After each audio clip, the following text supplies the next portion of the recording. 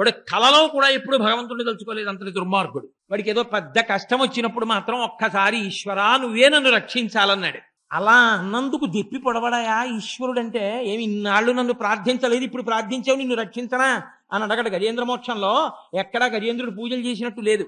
కష్టం వచ్చిన తర్వాత పిలిచాడు. కలడు కలండెనుడు వాడు కలడో లేడో అన్న తర్వాత అప్పుడు మొరలుగొల మొరలెరుంగుతు తన్ను మొరగువాడు ఆది మధ్యాంతములు లేక ఎరలువాడు భక్త జనముల దీనుల పాలివాడు వినడే చూడడే తలపడే వెగరాడే అన్నాడు. వచ్చాడా లేదా పరిగెత్తుకుంటూ? శ్రీమన్నారాయణుని యొక్క మహిమ దాని గురించి ఏదైనా 2 మాటలు చెప్పు అన్నారు. అసలు శ్రీమన్నారాయణుని మహిమ తప్ప లోకంలో ఇంకోటి ఏముంది కనుక ఉన్నదే అది. ఆయన పేరే నారాయణ. నారాయణ అన్న శబ్దాన్ని ఉపాసన పరంగా ఆలోచన చేసినప్పుడు ఎక్కువ అభ్యున్నతి ఉంటుంది. సరే, ఏదో జీవులకు ఆధారమైన వాడు, సమస్తము దేని నుండి ఉత్పత్తి అయిందో అటువంటి స్వరూపమున్నవాడు, అవి ఈశ్వరుని యొక్క గుణములుగా గౌణమైనటువంటి స్థితిని ఆవిష్కరించి గుణముగా చూసి నామముగా కీర్తించడానికి పనికొస్తాయి. కానీ ఉపాసన అని శాస్త్రంలో ఒక మాట ఉంటుంది. ఉపాసన యందు భక్తి ప్రధానముగా ఉంటుంది. ఆ భక్తి చేత ఈశ్వరుణ్ణి చేరుకుంటారు. అసలు భక్తి అన్న మాట గురించి ఒక స్థిరమైన నిశ్చితమైనటువంటి స్పష్టమైన అభిప్రాయములు కలిగి ఉంటే మాత్రమే ఈశ్వరుడికి మనకి ఒక అనుబంధం ఏర్పడేటటువంటి అవకాశం ఉంటుంది. లేకపోతే ఏమవుతుందంటే భక్తి నానా విధములుగా ఉంటుంది. ఏదో ఒక్క రకంగా ఉండే అవకాశం ఏమి ఉండదు. అది అందులో భయానకంగా ఉండేటటువంటి స్థితి కూడా ఉంటుంది. ఎందుకంటే భాగవతంలో నారదుడు ధర్మరాజు గారితో మాట్లాడుతూ ఒక మాట అంటాడు. కామోత్కంఠత గోపికల్ భయమునన్ కంసుండు వైరక్రియా సామాగ్రిన్ శిశుపాల ముఖ్య నృపతుల్ సంబంధులై వృష్ణులున్ ప్రేమన్ మీరలు భక్తి మేము ఇది చక్రం గంటి మిట్లైన నుద్ధామధ్యాన గరిష్ఠులైన హరిచందన్వచ్చు ధాత్రీశ్వర అంటాడు. ఓ ధర్మరాజా, ఈశ్వరుణ్ణి పొందాలి అనుకునేటటువంటి వాళ్ళు లోకంలో అనేక మార్గములలో పొందుతూ ఉంటారు. కామోత్కంఠత గోపికలు కామము చేత కృష్ణ పరమాత్మని చేరుకున్నారు. భయమునన్ కంసుండు భయపడిపోతూ ఎప్పుడు కృష్ణుడు వచ్చేస్తాడో ఎప్పుడు నన్ను చంపేస్తాడో అని భయపడిపోతూ 12 సంవత్సరముల పైచిలుకు జీవించాడు కంసుడు. ఎందుకని అంటే అష్టమ గర్భానికి పుట్టినటువంటి సంతానం తనని చంపుతుంది అని చెప్పింది అశరీరవాణి. అంటే అష్టమ గర్భానికి పుట్టే పిల్లవాడు అంటే గర్భానికి కనీసం 18 నెలల వ్యవధానమున్న అతను బ్రతకగలిగినటువంటిది 12 సంవత్సరాలు. 12 సంవత్సరాలు భయపడుతూ చచ్చిపోయి బతికేశాడు కంసుడు. 7 రోజులలో చచ్చిపోతావురా అంటే ఏమీ భయం లేదయా, 7 రోజుల్లో చచ్చిపోతానని నేను బెంగ పెట్టుకోవట్లేదు, కానీ ఈ 7 రోజులు ఏది వింటే నేను మళ్ళీ పుట్టనో నాకు ఆ కథ చెప్పమని సంతోషంగా విని శరీరాన్ని విడిచిపెట్టి మోక్షాన్ని పొందాడు పరీక్షిత్. కాబట్టి భయముతో కూడినటువంటి ఉపాసన మంచి పద్ధతి కాదు. భయమునన్ కంసుండు. కానీ ఆ భయంతో కృష్ణుడు వచ్చేస్తాడేమో అనుకున్నటువంటి కంసుడు నిజానికి మీరు భాగవతాన్ని పరిశీలిస్తే చాలా తేలిగ్గా చచ్చిపోయాడు. ఆమంచాగ్రంబున నుండి రంగధరణీ మధ్యంబునన్ కూలి ఏ సంచారంబును లేక చిక్కి పడియున్న పంచత్వంబును పొందియున్న కుమతున్ కంజాక్షుడిచ్చన్ వడిన్ పంచాస్యంబు గజంబునిచ్చు పగిదిన్ బహోబలోల్లాసియై అంటారు పోతన గారు. కేవలం ఆయన మంచం మీద కూర్చునుంటే చిన్ని కృష్ణుడు ఎగిరి ఆయన గుండెల మీదకి వెళ్ళాడు, అంతే, చచ్చిపోయాడు. ఆ భయంతోనే చచ్చిపోయాడు. అసలు సగం కృష్ణుడు వచ్చేస్తాడు అనుకున్నాడు. ఆ చిన్ని కృష్ణుడు మంచం మీదకి ఎగిరి అతని ఒళ్ళోకి వచ్చేటప్పటికే చచ్చిపోయాడు కంసుడు. మిగిలిన కార్యమా పంచాస్యంబు గజంబు నిట్సు పగిదిన్ బహోబలోల్లాసి. ఒక సింహం ఏనుగుని ఎలా ఈడ్చుకెళ్ళిపోతుందో అలా ఈడ్చి తీసుకొచ్చాడు కృష్ణ పరమాత్మ. కాబట్టి భయంతో చచ్చిపోయినవాడు కంసుడు. భయమునన్ కంసుండు వైరక్రియా సామాగ్రిన్ శిశుపాల ముఖ్య నృపతుల్. భగవంతుడితో విరోధం పెట్టుకుని ఆయనంతటి వాడు అంటూ శత్రుత్వం పెట్టుకున్నా కూడా మనసుకుండే లక్షణం ఏమిటంటే దాన్నే స్మరిస్తుంది. మనసు స్మరించాలి అంటే 2 ఆధారాలు ఉంటాయి. ఒకటి ప్రీతి, 2 అప్రీతి. నాకు చాలా ఇష్టమైన వస్తువుని నేను ఎలా స్మరిస్తానో నాకు చాలా శత్రుత్వం ఉన్న విషయాన్ని కూడా నేను అలాగే స్మరిస్తాను. ఎక్కడికి వెళ్ళనివ్వండి, వాడు హాయిగా ఉన్నాడు, వాడి పని పట్టాలరా, వాడి పని పట్టాలరా అని మనస్సులో అదే కదులుతూ ఉంటుంది. శత్రుత్వము చేత స్మరణ ఉంటుంది, మిత్రత్వము చేత, ప్రీతి చేత కూడా స్మరణ ఉంటుంది. ప్రేమ ఉందనుకోండి, ఎక్కడికి వెళ్ళినా జ్ఞాపకం వస్తుంది. నా కొడుకు నాకు జ్ఞాపకం రావడం పెద్ద విషయమే ఉంది కనుక, నాకు ప్రీతి ఉంది కాబట్టి జ్ఞాపకం వస్తూ ఉంటాడు. కాబట్టి వైరక్రియా సామాగ్రిని శిశుపాల ముఖ్య నృపతులు, వైరము చేత శత్రుత్వంతో శిశుపాలాదులు ఈశ్వరుణ్ణే చేరుకున్నారు, ఆయన్నే స్మరించారు కాబట్టి ఆయన్నే పొందించారు. ప్రేమన్ మీరలు, మీరలు అంటే పాండవులు, పాండవులు ప్రేమతో సంబంధులై వృష్ణులు, మా వంశంలో పుట్టాడు, మాకు బంధుత్వం ఉంది, మాకు బావ అవుతాడు, అన్నయ్య అవుతాడు, పెదనాన్న అవుతాడు, బాబాయ్ అవుతాడు, ఇలా ఏదో బంధుత్వం పెట్టుకుని ఆ వృష్ణి వంశంలో ఉన్న వాళ్ళందరూ కృష్ణుణ్ణే చేరుకున్నారు.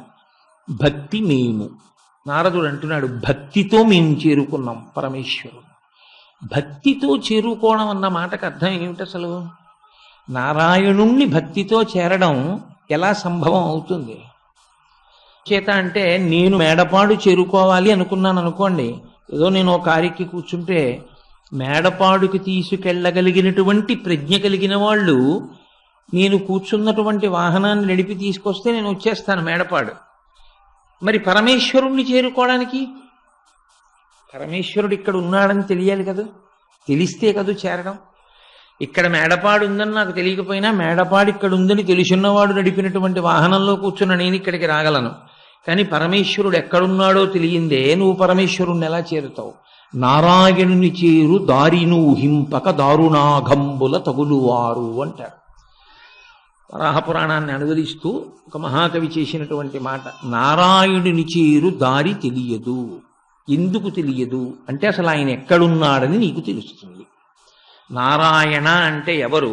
నారాయణుణ్ణి ఎలా చేరడం అంటే, నారాయణ అంటే ఉపాసన రీత్యా చెప్పవలసి వచ్చినప్పుడు సమస్త శబ్దములు దేని యందు లయమైపోతాయో, సమస్త శబ్దములు దేని నుండి ఉత్పన్నమవుతాయో అదే నారాయణ. అంటే మీకు కొంచెం అయోమయంగా ఉందండి, మీరు చెప్పింది స్పష్టంగా మాకు అవగతం కాలేదు అంటారు మీరు, నాకు తెలుసు. నారాయణ అన్న మాటని కొంచెం జాగ్రత్తగా అర్థం చేసుకోవలసి ఉంటుంది.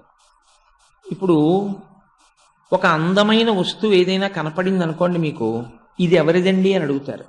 ఒక ఇల్లు చాలా బాగుంది అనుకోండి, చాలా గొప్ప ఇల్లు కనపడింది, ఈ ఇల్లు ఎవరిదండి అంటారు. ఇల్లు ఎవరిదండి అన్న తర్వాత ఈ ఇల్లు కోటేశ్వరరావు గారిదండి అన్నారు అనుకోండి, ఎవరు కట్టారండి ఇలాగా, చాలా బాగా కట్టారు ఇదంతాను అంటారు. కట్టినవాడెవరు, ఎవరిది, ఈ రెండు ప్రశ్నలు అడుగుతాం మనం.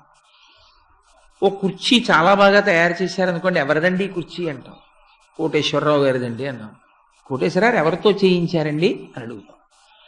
ఎవరితో చేయించారు, ఎవరిది, ఈ రెండు ప్రశ్నలు మనం సాధారణంగా లోకంలో ఎప్పుడూ వేస్తూ ఉంటాం. తెలిస్తే ఎందుకు అభినందిస్తారు, మీరు సంతోషిస్తారు. ఓ కోటేశ్వరరావు గారిదా, కోటేశ్వరరావు మీకు చాలా మంచి కుర్చీ ఉందండి అంటారు. మీరు అలాంటి కుర్చీ చేయించుకోవాలనుకున్నారనుకోండి, నేను ఎవరితో చేయించుకున్నానని చెప్పానో ఆయన దగ్గరికి మీరు వెళ్ళి చేయించుకుంటారు కదూ. మీరు నారాయణ అన్న శబ్దాన్ని పరిశీలనం చేసేటప్పుడు కొన్ని విషయములను తెలుసుకుని ఉండవలసి ఉంటుంది అంటుంది శాస్త్రం. వ్యాఖ్యానం చేసిన పెద్దలు కొన్ని వేల పేజీలు చేశారు. నారాయణ అన్నిటి యందు ప్రవేశించి ఉంటాడు. ఇప్పుడు నేను ఈ ఉత్తరీయం కొనుక్కున్నాను అనుకోండి, ఈ ఉత్తరీయాన్ని వేసుకున్నాను, కానీ ఉత్తరీయంలో నేను ఉండను. ఈ ఉత్తరీయం కింద పడిపోయినా ఈ ఉత్తరీయం తీసి నేను రేపు ఇంట్లో వదిలేసి ఇంకో ఉత్తరీయం వేసుకొచ్చినా కోటేశ్వరరావు గారు ఆ ఉత్తరీయంతో రాలేదు కాబట్టి, ఉత్తరీయమునందు కోటేశ్వరరావు గారు ఉన్నారు కాబట్టి ఆయన ఇక్కడికి రాలేదని మీరు అనలేరు. ఉత్తరీయము నాదైనా ఉత్తరీయములో నేను ఉండను, పెన్ను నాదైనా పెన్నులో నేనుండను, పుస్తకాలు నావైనా పుస్తకంలో నేనుండను, ఇల్లు నాదైనా ఇంట్లో నేనుండను. ఇంట్లో అంటే గోడలలో పరివ్యాప్తమై నేనుండను. ఒక కుర్చీ నాదైనా, కుర్చీని చేయించుకున్నదైనా కుర్చీలో నేను ప్రవేశించి ఉండను, కుర్చీగా నేను ఉండను. కానీ నారాయణ విశ్వముగా ఉంటాడు. అందుకే అంతర్బహిశ్చ తత్సర్వం వ్యాప్య నారాయణ స్థిత అంది వేదం. ఆయన దృశ్యతే శ్రూయతేపివా, నీ కంటికి ఏది కనపడుతోందో అందులో, శ్రూయతే నీకు ఏది వినపడుతోందో దాంట్లో, అంతః బహిః, లోపల బయట ఆయనే ఉన్నాడు. అయితే చిత్రం ఏమిటంటే మనకి లోకంలో కనపడేటటువంటి వస్తువులు అన్నిటి యందు కూడా భిన్నములు ఉంటాయి. అంటే భిన్నములు అంటే ద్వంద్వావస్థలు కొన్నిటికి ఉంటాయి. పగలు సూర్యుడు ఉంటాడు, రాత్రి చంద్రుడు ఉంటాడు. నీరు చల్లగా ఉంటుంది, అగ్ని వేడిగా ఉంటుంది, ఆకలి బాధగా ఉంటుంది, కడుపు నిండింది తృప్తిగా ఉంటుంది. ఈశ్వరుడికి కూడా అలా ఉంటాయా ఏమైనా అంటే ఆయన నిత్యపూర్ణుడు. నారాయణ శబ్దము ఆయనకి మళ్ళీ ఇటువంటి ద్వంద్వములకు ఆయన వశుడు కాడు. ఆయనకి ఒకప్పుడు ఎత్తుగా ఉండడం, పల్లంగా ఉండడం, కష్టంగా ఉండడం, సుఖంగా ఉండడం, కోపంగా ఉండడం, శాంతంగా ఉండడం, చీకటిగా ఉండడం, వెలుతురుగా ఉండడం, ఇవన్నీ ఆయనకు ఉండవు. ఆయన పరిపూర్ణుడు. ఆయన అన్నీ ఆయనగా ఉంటాడు. అన్నీ ఆయనగా ఉంటాడు కాబట్టి యథార్థమునకు ఇప్పుడు ఇదంతా కలిపి ఏమనవలసి ఉంటుంది? నారాయణ ఒక్కటే ఉంది. పెద్ద సమస్య అంతా ఎక్కడొస్తుందంటే ఆ నారాయణ ఒకటే కనపడదు. ఈయన కోటేశ్వరరావు గారండి కనపడుతుంది, ఆయన గోపాలాచార్యులు గారండి కనపడుతుంది, ఆయన గోపాలకృష్ణ గారండి కనపడుతుంది. తప్పించి అంతా నారాయణ అండి అని అనలేడు. అలా అనగలిగితే వాడు అదృష్టవంతుడు, చేరిపోయాడు నారాయణుణ్ణి. అయిపోయింది వాడి ప్రయాణం, జీవయాత్ర పూర్తయిపోయింది అని గుర్తు. నారాయణుణ్ణి తెలుసుకుంటే నారాయణుణ్ణి చేరిపోవడం అయిపోతుంది. మీకు లోకంలో మిగిలిన వాటిని తెలుసుకుంటే వాటిని చేరిపోవడం ఉండదు. అన్నం తింటే ఆకలి తీరుతుంది అని తెలుసుకుంటే మీకు ఆకలి తీరిపోదు, మీరు అన్నం తింటేనే తీరుతుంది. నారాయణ మీకు తెలిసిపోయింది అనుకోండి, మీరు నారాయణుణ్ణి చేరిపోవడం అయిపోతుంది. నారాయణ తెలిసిపోవడం అంటే గ్రాంధికంగా పుస్తకంగా తెలియడం కాదు, అనుభవంగా తెలియాలి, అనుభవంలోకి రావాలి. అంతర్బహిష్య తత్సర్వం వ్యాప్య నారాయణ స్థిత అంటే అంతటా ఆయనే ఉన్నాడు. అసలు ఆయన లేనిది, ఆయన కానిది వేరొకటి లేదు లోకంలో, అన్నీ ఆయనే. అప్పుడు నా కంటికి కనపడేటటువంటి ఈ మొక్కలలో ఆయనే ఉన్నాడు, ఆ గడ్డి పరకలలో ఆయనే ఉన్నాడు. గడ్డి పరక నిన్నటి కన్నా ఇవాళ పెరిగినటువంటి ఒక అంగుళంలో ఆయనే ఉన్నాడు. ఎండిపోయిన గడ్డి పరకలో ఆయనే ఉన్నాడు. గడ్డి పరక భూమిలో కలిసిపోవడంలో ఆయనే ఉన్నాడు. భూమిగా ఆయనే ఉన్నాడు, నీటిగా ఆయనే ఉన్నాడు. ఇదే ప్రహ్లాదుడు అంటాడు, కలడంబోధి కలండు గాలి కలడు ఆకాశంబులన్ దిక్కులన్ అగ్నియందు రేలన్, తర్వాత పగళ్ళ నిశలన్ ఖజ్యోత చంద్రాత్మలన్ కలడు ఓంకారమునందు. ఆయన లేనిది ఇది అనుభవం. అనుభవము అంటే దర్శించినటువంటి మహాపురుషుల నోటి వెంట వచ్చినటువంటి మాట. మనకి ఇది విన్నంతసేపు బాగుంటుంది. అనుభవంలో ఒకటే వస్తువు రెండుగా మారుతుంటుంది, దానిని మాయా అంటారు. నేను నువ్వు అంటుంటాడు. మీరు కొంచెం జాగ్రత్తగా గమనించండి, మీకు తెలిసిపోతుంది. నేను అన్నాను అనుకోండి, నాకు ఆకలేస్తోందండి అన్నాను అనుకోండి, నేను. మీకు ఆకలేస్తే మీరేమంటారు? నాకు ఆకలేస్తోందని మీరు ఇలా చూపిస్తారు. యథార్థమునకు ఆకలి వేస్తున్నటువంటిది ఏది ఉందో ఈ నేను, మీరు చూపిస్తున్న నేను ఒకటే. ఆ నేనుకి ఆకలేస్తోంది, ఈ నేనుకి ఆకలేస్తోంది. ఆ నేనుకి దాహం వేస్తోంది, ఈ నేనుకి దాహం వేస్తోంది. ఆ నేనుకి నిద్ర వస్తోంది, ఈ నేనుకి నిద్ర వస్తోంది. కానీ ఇక్కడ నేనంటాను, అక్కడ నువ్వు అంటాను. నేను అన్నం తిన్నాను, నువ్వు అన్నం తిన్నావా అంటాను. నా వరకు నేను, మీ వరకు మీకు మీరు నేను. కానీ మీలో ఉన్న నేను, నాలో ఉన్న నేను ఒక్కటే అని మనం అంగీకరించలేము. అక్కడ నారాయణ మనం ఎరుకలోకి రాదు. నేను నువ్వులోనే మనకి నారాయణ అనుభవంలోకి రాక జీవితాలు వెళ్ళిపోతాయి. దానివల్ల పునర్జన్మ వస్తూ ఉంటుంది. పునరపి జననం పునరపి మరణం పునరపి జననీ జఠరే శయనం ఇహ సంసారే బహుదుస్తారే. ఇది ఎవరు పోగొట్టాలి? కృపయాపారే పాహి మురారే. ఓ మురారి, నీ పాదములు పట్టుకుంటే ఈ అజ్ఞానాన్ని మాకు తీసేయాలి. తీసేస్తే నారాయణ మాకు అవగతం కావాలి. అన్ని ప్రాణులలో ఉన్నటువంటి నేనుగా ఉన్నవాడు వాడొక్కడే. ఇప్పుడు భక్తి అన్న మాటకు అర్థం ఎక్కడొస్తుందంటే అడుగుజాడలు అని పిలిచింది శాస్త్రం. అడుగుజాడ అంటే ఏమిటో తెలుసా అండి? వర్షం పడింది బయట, ఇప్పుడంటే ప్రతి చోట సిమెంట్ చేస్తున్నారు. పూర్వం మట్టిగానేగా ఉండేవి ఇళ్ళు, ఆవు పేడతో అలికేవారు. దొంగ రాత్రి ఇంటికొచ్చి ఏదో ఇంట్లో ప్రవేశించి కొన్ని వస్తువులు దొంగిలించి వెళ్ళిపోయాడు అనుకోండి, మరునాడు ఉదయం ఏం చేసేవారంటే ఆ మట్టి మీద అడుగుజాడలు పడేవి. వీడు పెద్దవాడైనా పిల్లాడొచ్చాడా దొంగతనానికి అన్నది అడుగుజాడల్ని బట్టి గమనించేవారు. ఇప్పుడు ఆ అడుగు జాడల్ని తొక్కేయకుండా ఆ అడుగు జాడలు ఎటు వెళ్ళాయో దాన్ని బట్టి అవి ఏ ఇంట్లోకి వెళ్ళాయో లేకపోతే ఏదైనా ఒక పాడుపడిపోయిన మేడలోకి వెళ్ళాయో గమనించి ఓ దొంగ ఇలా వచ్చి ఇలా వెళ్ళాడు అని గమనించేవారు. అడుగు జాడల్ని బట్టి దొంగ ఎక్కడున్నాడో మీరు పట్టుకోలేదు. దొంగ అంటే ఏమిటండి? దొంగ అన్న మాటకు అర్థం ఏంటంటే చేసినవాడు తెలియకపోవుట, దానికే దొంగ అని పేరు కాదు. ఎవడో ఒకడు చేశాడు ఏదో, కానీ వాడెవరో తెలియట్లేదు, వాడినే దొంగ అంటారు. తెలిసిపోయాడు అనుకోండి వాడు దొంగ కాడిహా. నా వాచి ఎవరో పట్టుకుపోయారు అనుకోండి. ఓసారి నా వ్యక్తిగత జీవితంలో అలాగే జరిగింది. నేను ఒకసారి ఇలా వాచి తీసి పెట్టి ముందు గదిలో అలా లోపలికి వెళ్ళాను. నేను ఇలా వచ్చి చూసేటప్పటికి వాచి లేదు. ఎదురుగుండా రోడ్డు మెట్లు ఎక్కితే మా ఇంట్లోకి వచ్చి చేయొచ్చు. నేను వెంటనే వాచి లేదు కాబట్టి దొంగ పట్టుకుపోయాడు. నేను గబగబా రోడ్డు మీదకి వచ్చి దొంగేడని చూస్తున్నాను. అప్పుడు నాకు ఎలా తెలుస్తుంది దొంగేడని? వాచి పట్టుకెళ్ళిపోయిన వాడు ఆ ఎదురుగుండానే కూర్చునున్నా, నడుస్తున్నా, పరిగెడుతున్నా నాకు దొంగని తెలుస్తుందా? ఎందుకంటే ఎవరు చేశాడో తెలియకపోతే వాడిని దొంగని పిలుస్తాం. అందుకే శాస్త్రంలో పరమేశ్వరుడికి ఉన్నటువంటి పేరేమిటో తెలుసా అండి? దొంగ. మీరు నన్ను నమ్మండి, నేను యథార్థం చెప్తున్నాను. పరమేశ్వరుడు విష్ణువు అని రెండు ఉండవు, బ్రహ్మం ఒక్కటే. ఆయన మీద యజుర్వేదం ఓ మాట చెప్తుంది, తస్కరాణాం పతయే నమో నమో అంటుంది. తస్కరాణాం పతి అంటే దొంగలకి దొంగ, పెద్ద దొంగ అని ఆయనకి పేరు. శ్రీ మహావిష్ణువుని గులు తిరిగిన దొంగ గూ గూ గూ వీడు గుడిలోనే దాగేనే గూ గూ గూ అన్నాడు అన్నమాచార్యుల వారు. ఈయనకి దొంగ పేరుంది, ఆయనకి దొంగ పేరుంది. సరే, వెన్న దొంగ అన్న పెద్ద పేరు ఈయనకి ఉంది. ఇద్దరూ దొంగలే. ఇద్దరూ దొంగలు ఎందుకు అయ్యారో తెలుసా అండి? చేసినవాడు కనపడడు. అంటే ఈ ఇల్లు ఎవరు కట్టారండి అంటే ఓ తాపీ మేస్త్రి కనపడతాడు మీకు. ఆ తాపీ మేస్త్రి దగ్గరికి వెళ్ళి ఏం పెట్టి కట్టావా అని అడిగారు అనుకోండి.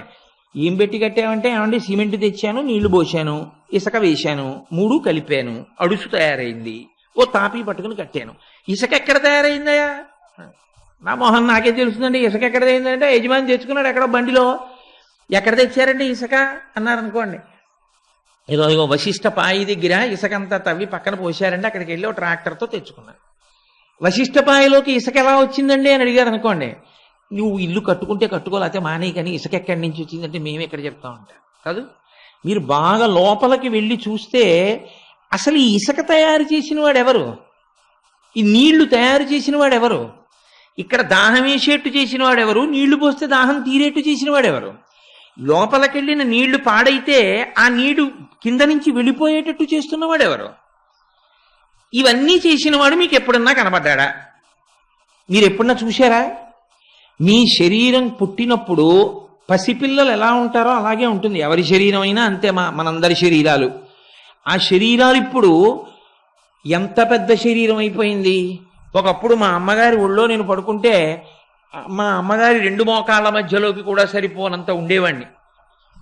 అదే ఇప్పుడు నేను ఒకప్పుడు పెద్దవాడిని మా అమ్మగారి శరీరంతో ఉన్న రోజుల్లో మా అమ్మగారి కన్నా నేను పొడుగ్గా ఉండేవాడిని. అంటే నేను అంత పసిపిల్లవాడిగా ఉన్నవాడిని ఇంత పొడుగ్గా మారేటట్టుగా చేసిన వాడెవరో వాడు నాకు కనపడ్డా ఎప్పుడైనా? ఎవడో ఉండాలి. అన్నం తిన్నాను, తిన్న అన్నానికి రెండు చేతులు సమానంగా పెరిగేటట్టు చేశాడు. ఓ చెయ్యి ఎక్కువ పొడుగు, ఓ చెయ్యి తక్కువ పొడుగు ఉండవు. చేసి నిద్రపోతే తెల్లవారేటప్పటికి అది జీర్ణమైపోయిన తరువాత మిగిలిపోయినటువంటి పిప్పిని సిద్ధం చేసి, అబ్బాయి ఈ లోపల పిప్పిని బయటికి పంపించెయ్యి అని చెప్పి సంవరణీ కండలములు సడలిపోయేటట్టుగా చేసి లోపల ఉన్నటువంటి మలం బయటికి వెళ్ళిపోయేటట్టుగా శరీరావయవముల నిర్మాణము చేసినటువంటి ప్రజ్ఞాశాలిని మీరు ఎక్కడైనా చూశారా? మీ ఇంట్లో మీరు విత్తనం పెడితే పాకినటువంటి పొట్లపాదు మీరు కట్టిన తాళ్లన్నీ అల్లుకుపోయి ఆ పొట్లపాదుకి ఇంతంత పొడుగ్గా పొట్లకాయలు వచ్చేటట్టు ఆ పక్కనే పెట్టినటువంటి గుమ్మడి గింజ, ఈ పొట్లపాదు కలిసిపోయినా ఈ ఏ తీగ ఏదో మీకు అర్థం కాకపోయినా పొట్ల తీగ పొట్లకాయి, గుమ్మడి తీగ గుమ్మడికాయే కాసేటట్టు చేసిన వాడు ఎవరో మీరు చూశారా ఎప్పుడైనా? వసంతకాలం వస్తే కోయిలు వచ్చి కూత కుయ్యాలి అని ఆజ్ఞాపించిన వాడు ఎవరో, దానికి తెలిసేట్టు చేసిన వాడు ఎవరో మీకు కనబడ్డా? మామిడి చెట్లు ప్రతి సంవత్సరం వసంతకాలం వచ్చేటప్పటికే పూత పూసేటట్టుగా చేస్తున్నవాడు ఎవరో మీరు చూశారా? వాడు చేసేసాడు ఇవన్నీ, కానీ దొరకడు, వాడే నారాయణ. ఇది పట్టుకోవడానికి ఆధారము అంటుంది శాస్త్రం. అడుగులు పట్టుకో అంది, అందుకని జాడలు పట్టుకోవడమే భక్తి. దొంగని పట్టుకోవడానికి అడుగులు పట్టుకుంటే దొంగ దొరికినట్టు, పరమేశ్వరుని చేత సృష్టింపబడినటువంటి సృష్టిని పవిత్ర కోణంలో చూడడమే ఆ చేసిన శిల్పిని చేరుకోవడానికి మార్గం. అసలు నిజానికి నారాయణోపాసనము అన్న మాటకు అర్థం కేవలంగా పరమేశ్వరుడి దగ్గర కూర్చుని ఏదో తులసితో అర్చన చేయడమో అభిషేకం చేయడమో అక్కడికి మాత్రమే పరిమితమైపోమ్మని కాదు. అంటే నేను అది చేయడం తప్పు అని నేను ప్రతిపాదిస్తున్నానని మీరు అనుకోకండి. నేను అలా చేయడం తప్పని నేను అంటలేదు. ఆ చేసి వేదం చెప్పినటువంటి కర్మ కాదు, దాన్ని దాటమని చెప్పింది. దాటి ఎక్కడో అక్కడ నిలబడిపోతుంది. అరే, ఈ తులసి దళాన్ని చేసిన వాడెవరు? దీంట్లో ఇంత గొప్ప సువాసన పెట్టిన వాడెవరు? ప్రతి ఆకుని పురుగు పట్టుకుంటుంది కదా, తులసి ఆకుని పురుగు పట్టుకోకుండా చేసిన వాడెవరు? మీరు లిల్లీ పూలు చూడండి, దానిలో ఉంటాయి తేనెటీగలు ఉండి ఆ పూలదండ వేసినప్పుడు ప్రత్యేకించి ఇటువంటి ఋతువులో వెంటనే తీయకపోతే ఏమవుతుందంటే అందులో ఉన్న పురుగు లాల్చీలో దూరు కుట్టేస్తుంది. స్వానుభవమున చెప్పు చవటలారా అని నేను అనేక పర్యాలు అనుభవించి అప్పటి నుంచి వాసన చూసి పక్కన ఎడుతుంటాను. కాబట్టి పురుగులో ఉంటుంది తేనెటీగ, పురుగులో ఉంటుంది చీమ, పట్టుకుని ఉంటాయి ఆకుపచ్చటి పాకేటటువంటి చిన్న చిన్న గొంగళి పురుగులు. తులసి దళానికి పట్టుకున్నవి నాకు చూపించండి. తులసి దళాన్ని ఇవి పట్టుకోవాలగా. కారణం ఏంటంటే దాని యందు అంతటి ఓషధీ గుణము, అంతటి సువాసన, మంగళభరితమైన సువాసన నిక్షిప్తమై ఉంటాయి. ఆకు ఇలా నలిపి మీరు వాసన చూడండి, తులసాకు ఎంత సువాసన. ఎవరు పెట్టారు దాన్ని తులసాకులో అంత గొప్పతనాన్ని? వాడు దొరకడు. వాణ్ణి చూడాలనేటటువంటి తాపత్రయం మీకు కలిగిందనుకోండి, దొంగని పట్టుకోవడానికి దొంగ అడుగులు ఎలా ఆధారమో ఇవన్నీ చేసిన నారాయణుణ్ణి పట్టుకోవడానికి ఆధారం ఈ సృష్టియే ఆధారము. దీన్నే పట్టుకోవాలి మీరు, దీన్నే పట్టుకుని నారాయణుని చేరాలి. అలా చేరడం చేతకాక అయోమయావస్థకి లోనైతే దారుణాఘంబుల తగలువారు. వాడికి పాపం పట్టుకుంటుంది, వాడికి పుణ్యం పట్టుకోదు, వాడికి మార్గం తెలియదు. ఎందుకు తెలియదు అని నేను అంటున్నానంటే, మీరు చూడండి, మీ అందరికీ బాగా అనుభవంలో ఉన్న విషయమే. కత్తిపూడి అని ఒక ఊరు. ఆ కత్తిపూడి దగ్గర మీరు బోర్డుకి ఎదురుకుండా నించుంటే కుడి పక్కకి వెళ్ళిపోతే అన్నవరం, ఎడం పక్కకి వెళ్ళిపోతే జగ్గంపేట. అక్కడ బోర్డు కనపడింది అనుకోండి, ఇలా చూపించి అన్నవరం 30 కిలోమీటర్లు, జగ్గంపేట 30 కిలోమీటర్లు అని కనపడింది అనుకోండి. ప్రాణం లేని ఆ బోర్డును నమ్ముకుని నేను వెళ్ళడం ఏమిటండి? నా బుద్ధిని నమ్ముకుని నేను ఎడతాను. నాకెందుకో అన్నవరం ఇటే ఉందనిపిస్తోందని చెప్పి 30 మైళ్ళు నడిచాడు. అన్నవరంకి దగ్గరయ్యాడా? అన్నవరంకి ఇంకో 30 మైళ్ళు దూరం అయ్యాడా? ఇంకో 30 మైళ్ళు దూరం అయ్యాడు. ఎందుకంటే వెళ్ళవలసిన మార్గంలో వెళ్ళలేదు, నడవలేదా? నడిచాడు. ఇంకొక ఆయన బోర్డు ఎటు చూపిస్తోందో అటే నడిచాడు 30 మైళ్ళు. ఆయన అన్నవరం కొండ కిందకి చేరిపోయాడు, సత్యనారాయణ స్వామి పాదాలని చేరిపోయాడు. ఇంకొక ఆయన నడిచాడు, కానీ ఎటు నడవాలో అటు నడవలేదు. కాబట్టి ఇప్పుడు అన్నవరంకి 30 కిలోమీటర్ల దగ్గరలో ఉన్నవాడు 30 కిలోమీటర్లు నడిచి ఇప్పుడు అన్నవరంకి ఎక్కడి నించున్నాడు అంటే అన్నవరంకి 60 కిలోమీటర్ల దూరంలో నించున్నాడు. ఎందుకు వచ్చింది ఈ తేడా? అంటే ఎటు నడవాలో తెలియకపోవడం. ఎటు నడవాలో తెలియకుండా నడిచినటువంటి నడక మిమ్మల్ని అన్నవరానికి దూరం చేసినట్టే, భగవంతుణ్ణి చేరుకునేటటువంటి మార్గాన్ని సశాస్త్రీయంగా తెలుసుకోకుండా నడిచేటటువంటి నడక పరమేశ్వరుడికి దూరం చేస్తుంది. దారుణాఘంబుల తగలువారు అన్న మాటకు అర్థం అదే. అందుకే సనాతన ధర్మము, వేదము, ఈ రెండే మనకి ప్రమాణములు. వేదమే ప్రమాణం, వేదమే ఆ మార్గాన్ని చెప్తుంది. ఎందుకంటే వేదము ఈశ్వర ప్రోక్తము, అదే నారాయణ. శబ్దములు ఎక్కడ ఉత్పన్నమయ్యాయో అది నారాయణ. వేదము ఎక్కడి నుంచి వచ్చింది? అపౌరుషేయము, ఎవ్వరూ చెప్పలేదు. మహానుభావులైనటువంటి ఋషులు సమాధి ఎందుండగా వాళ్ళకి ఈశ్వరుని యొక్క వాక్కు వినపడింది వాళ్ళ చెవిలో. వాళ్ళకి వినపడితే వాళ్ళు తెలుసుకున్నారు, ఓ ఈ మంత్రం వాళ్ళకి వినపడితే నాకు ఈ మంత్రం వినపడింది అని వాళ్ళు లోకానికి చెప్పారు. అందుకే మంత్రం ఎప్పుడు చెప్పినా కూడా ఒక మంత్రం దానికి ఒక ఋషి ఉంటాడు. ఆ ఋషికి వినపడింది, వేదాహమేతం పురుషం మహాంతం ఆదిత్యవర్ణం తమసస్వపారే సర్వాణి రూపాణి విచిత్య ధీర నామాని కృత్వాభివదన్యదాస్తే అంది వేదం. వాళ్ళకి సమాధిలో వినపడ్డాయి. అంతటా కనపడని పరమాత్మ యొక్క రూపం వాళ్ళకి గోచరమైంది. వాళ్ళు చెప్పారు, ఆ వేదం చెప్పింది. ఇప్పుడు ఆ వేదము రూపంలో మొట్టమొదట బయటికి వచ్చినటువంటి శబ్దస్వరూపము ఏది ఉన్నదో ఆ శబ్దస్వరూపము నారాయణుడే. వేదము చెప్తోంది మార్గాన్ని. ఏం చెప్తోంది వేదం మార్గాన్ని? ఎక్కడున్నాడని చెప్తోంది. ఇవన్నీ తయారు చేసిన వాడు. ఈ గడ్డిపరకలు, ఈ మొక్కలు పెంచినవాడు, ఈ ఇసక, ఈ తివాచి, నేను, నాలో ఉన్నటువంటి సప్తధాతువులు, ఈ శరీరంలో చర్మము, రక్తము, మాంసము, కొవ్వు, అస్థి, శుక్ల, మేధ అనబడేటటువంటి 7 పదార్థముల చేత నిర్మాణమై ఉన్నది ఇది. దీన్ని ఒకలా చూస్తే పుట్టి ఎముకలుంటాయి. ఈ ఎముకల మీద మాంసం ముద్దల ముద్దల ముద్దల ముద్దల కింద, దీని మీద రక్తనాళములు, ధమనులు, శిరలు అన్నీ ఉంటాయి. వాటి నిండా నెత్తురు ప్రవహిస్తూ ఉంటుంది. నెత్తురు ప్రవహిస్తూ మాంసపు ముద్దలతో ఎముకలకు అంటుకుని ఉన్నటువంటి ఆ శరీరం పరమ భయంకరంగా ఉంటుంది. దానిలోనే మేధ అంటే జ్ఞాపక శక్తి, ఆలోచన చేయించగలిగినటువంటి ద్రవం ఈ మెదడులు ఎందుకు తిరుగుతూ ఉంటుంది. ఈ మధ్యనే నాతో మా ఆఫీసులో పనిచేసే ఒక ఆయన భార్యకి ఆ మేధాజలము అని మనకి శాస్త్రం ఏం చెప్తుందో అది ఆవిరైపోయింది, అది ఎండిపోయింది. ఎగిరిపోతే ఆవిడకేం తెలియలేదు, ఆవిడ అలా ఉండిపోయారు అంతే. అలా ఉండిపోతే ఆవిడికి తీసుకెళ్ళి నిప్పు కణిక పెట్టినా ఇంకా ఆవిడికి తెలియలేదు. మేధ అన్నది పరమేశ్వరుడు దీని లోపల తయారు చేసి అందులో పెడతాడు. మెదడు పెట్టి జ్ఞాపకం పెట్టుకోగలిగిన శక్తి, అలాగే విస్మరణ అంటారంటే మరిచిపోగలిగిన శక్తి, రెండూ పెడతాడు దాని మీద. మీకు జ్ఞాపకం ఉందో లేదో, పూర్వం టేప్ రికార్డర్స్ అని ఉండేవి, అందులో ఆడియో క్యాసెట్స్ అని ఉండేవి, టేప్స్ ఉండేవి. అందులో ఏదో మీకు నచ్చిన సినిమా పాటలు రికార్డ్ చేయించుకుని కొన్నాళ్ళు పోయిన తర్వాత ఇంకో సినిమా వస్తే ఆ పాటలు బాగున్నాయి అనుకుంటే ఈ క్యాసెట్ పెట్టి మళ్ళీ ఆ పాటలు పెట్టేస్తే ఈ పాటలు పోయి ఆ పాటలు రికార్డ్ అయిపోతాయి. సూపర్ ఇంపోజిషన్ అంటారు. ఇది పోయి అది వస్తుంది. పరమేశ్వరుడు మనిషి బ్రతకలేడని మేధకి 2 లక్షణములు పెడతాడు. ఒకటి స్మరణ, జ్ఞాపకముంచుకోగలిగిన ప్రజ్ఞ. రెండవది విస్మరణ, విడిచిపెట్టగలిగిన ప్రజ్ఞ. కేవలం పట్టుకోవడమే దానికి అలవాటైందనుకోండి, అమ్మ చచ్చిపోయిన రోజున ఉన్నటువంటి బాధని మరుపన్నది లేదనుకోండి, ఇక వీడు బతకలేడు. అంటే అమ్మ చనిపోయినప్పుడు ఉన్న బాధ మరిచిపోతాడు కొన్నాళ్ళకి, తండ్రి చనిపోయినప్పటి బాధ మరిచిపోతాడు కొన్నాళ్ళకి.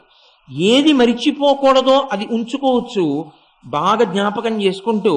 ఏది మరిచిపోతే తప్ప తాను బతకలేడో అది మరిచిపోయేటట్టు ప్రజ్ఞగా ఈ లోపల పెట్టాడు. కొన్ని కనపడకుండా పెట్టాడు, కొన్ని కనపడేటట్టు పెట్టాడు. చర్మము, రక్తము, మాంసము ఇవి కనపడతాయి.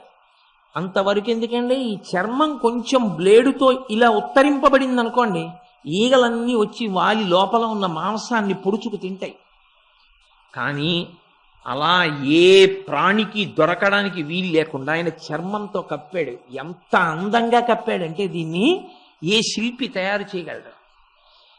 నేను నాకు తగినట్టు బట్ట కుట్టించుకున్నప్పుడు జాగ్రత్త తీసుకోకపోతే కూర్చున్నప్పుడో నించున్నప్పుడో చిరిగిపోతుంది. బాగా పట్టుకుని ఉంటే ఆయన చూడండి, నేను పసిపిల్లవాడిగా ఉన్నప్పుడు నా మీద ఒంటి మీద ఉన్న చర్మం ఓ 4 గజాలు పొడుగు, ఓ 2 గజాలు వెడల్పు ఉన్న చర్మం ఉండేదేమో.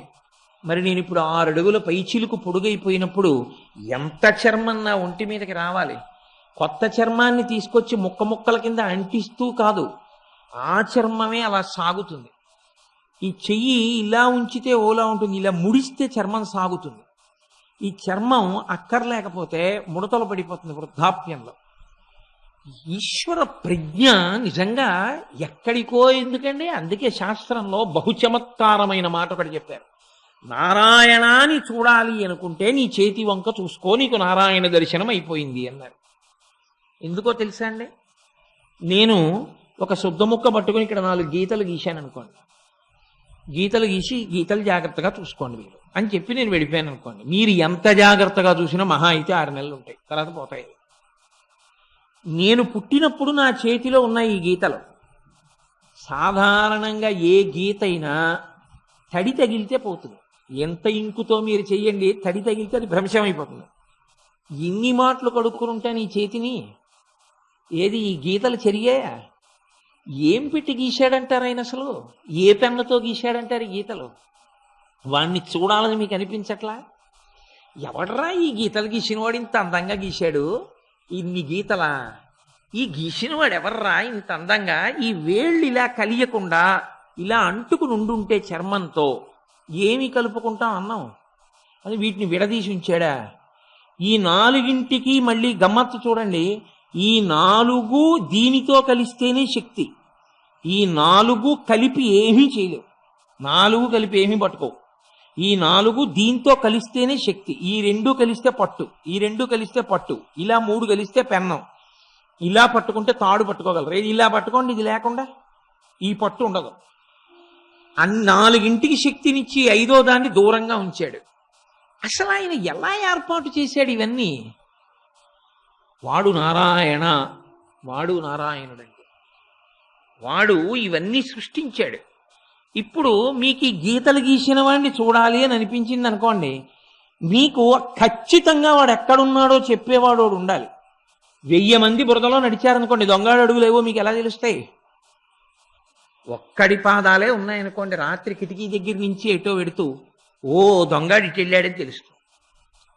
ఇవన్నీ చేసిన వాడు దొంగ, ఎందుకంటే గీసేశాడు కనపట్టలేదు, పెంచేశాడు కనపట్టలేదు, లోపల పదార్థం ఖాళీ అయిపోయిందని ఆకలే ఇస్తున్నాడు కనపట్టలేదు, తింటే చాలరా ఇంక పెట్టకరా ఇంక సరిపోతోందని కడుపు నిండిపోయిందని త్రేణుపు రూపంలో చెప్తున్నాడు, కనపడ్డం.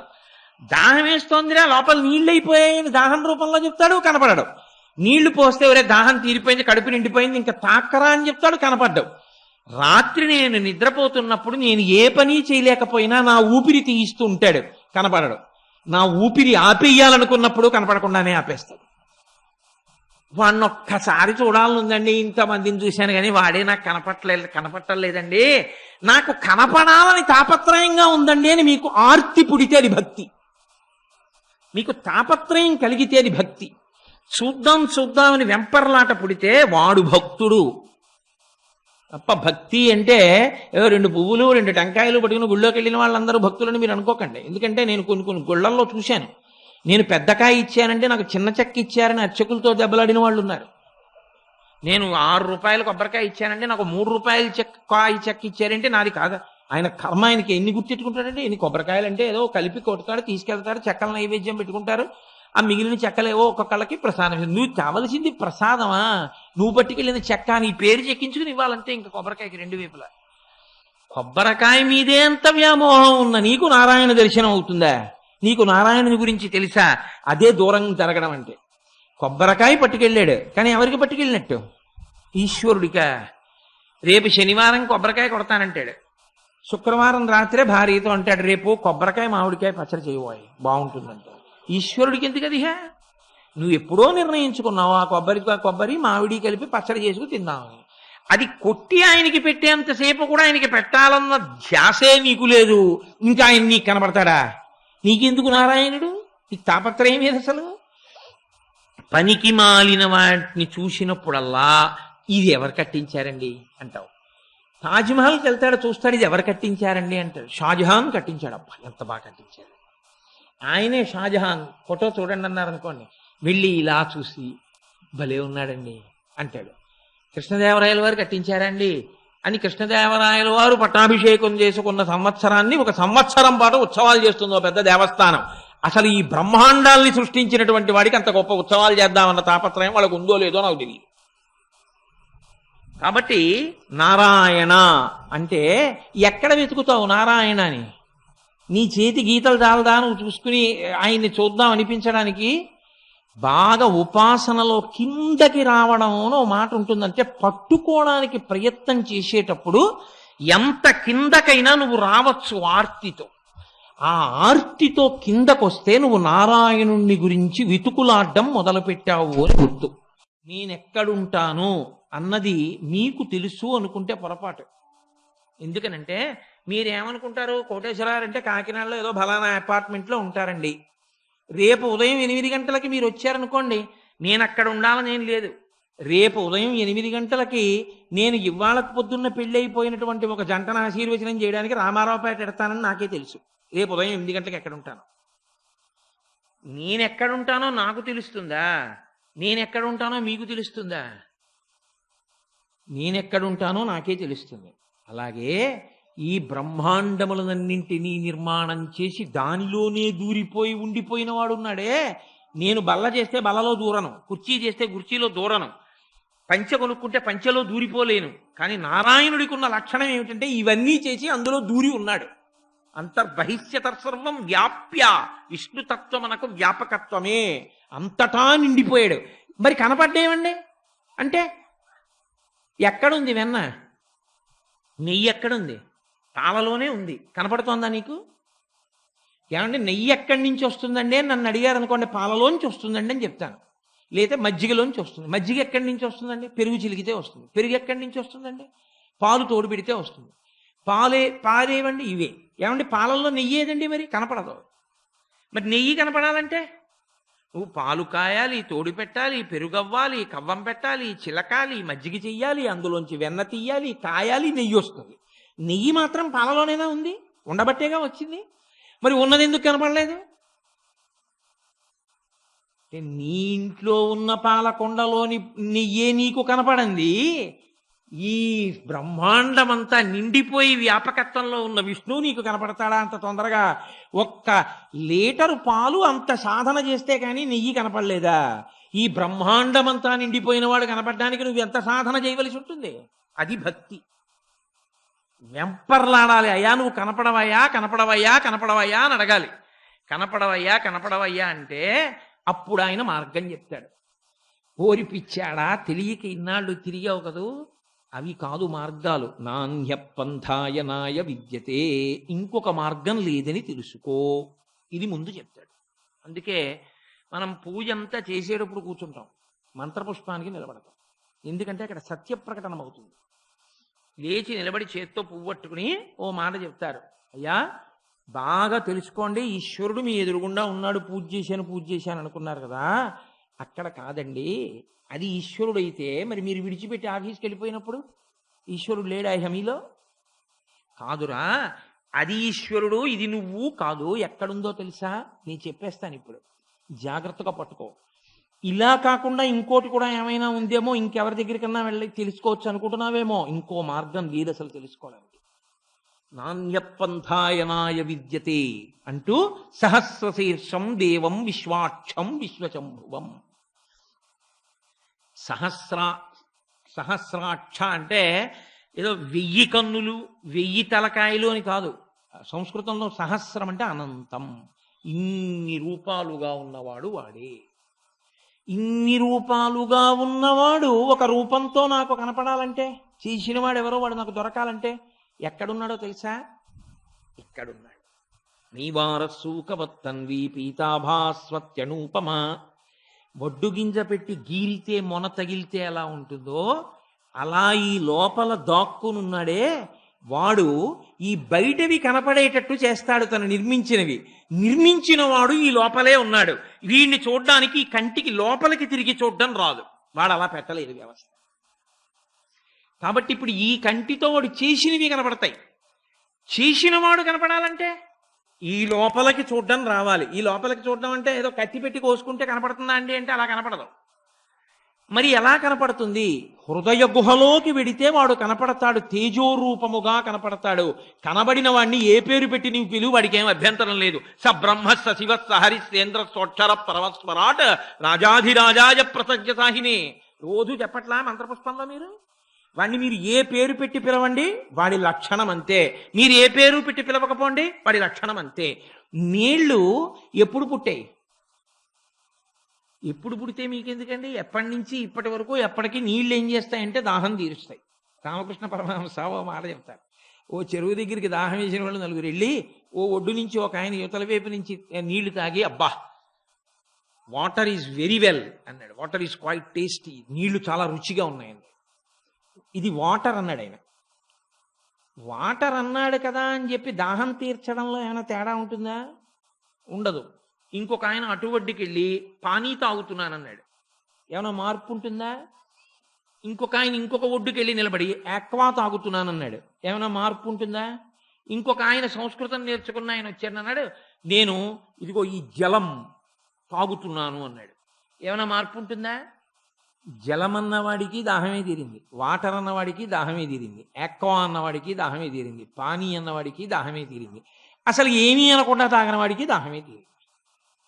సగుణోపాసన కానీ నిర్గుణోపాసన కానీ బ్రహ్మమే. భగవద్గీత 12వ అధ్యాయంలో ఏత్వక్షరమనిర్దేశ్యం అవ్యక్తం పర్యుపాసతే సర్వత్ర గమతింత్యంచ కూటస్థమచలం ధ్రువం అంటాడు. అంతటా నేనే అవ్యక్తముగా అక్షర పరబ్రహ్మముగా ఉపాసన చేసిన వారు కొందరైతే, సగుణోపాసన చేసిన వారు కొందరు, ఓ రూపంగా చూసిన వాళ్ళు కొందరు.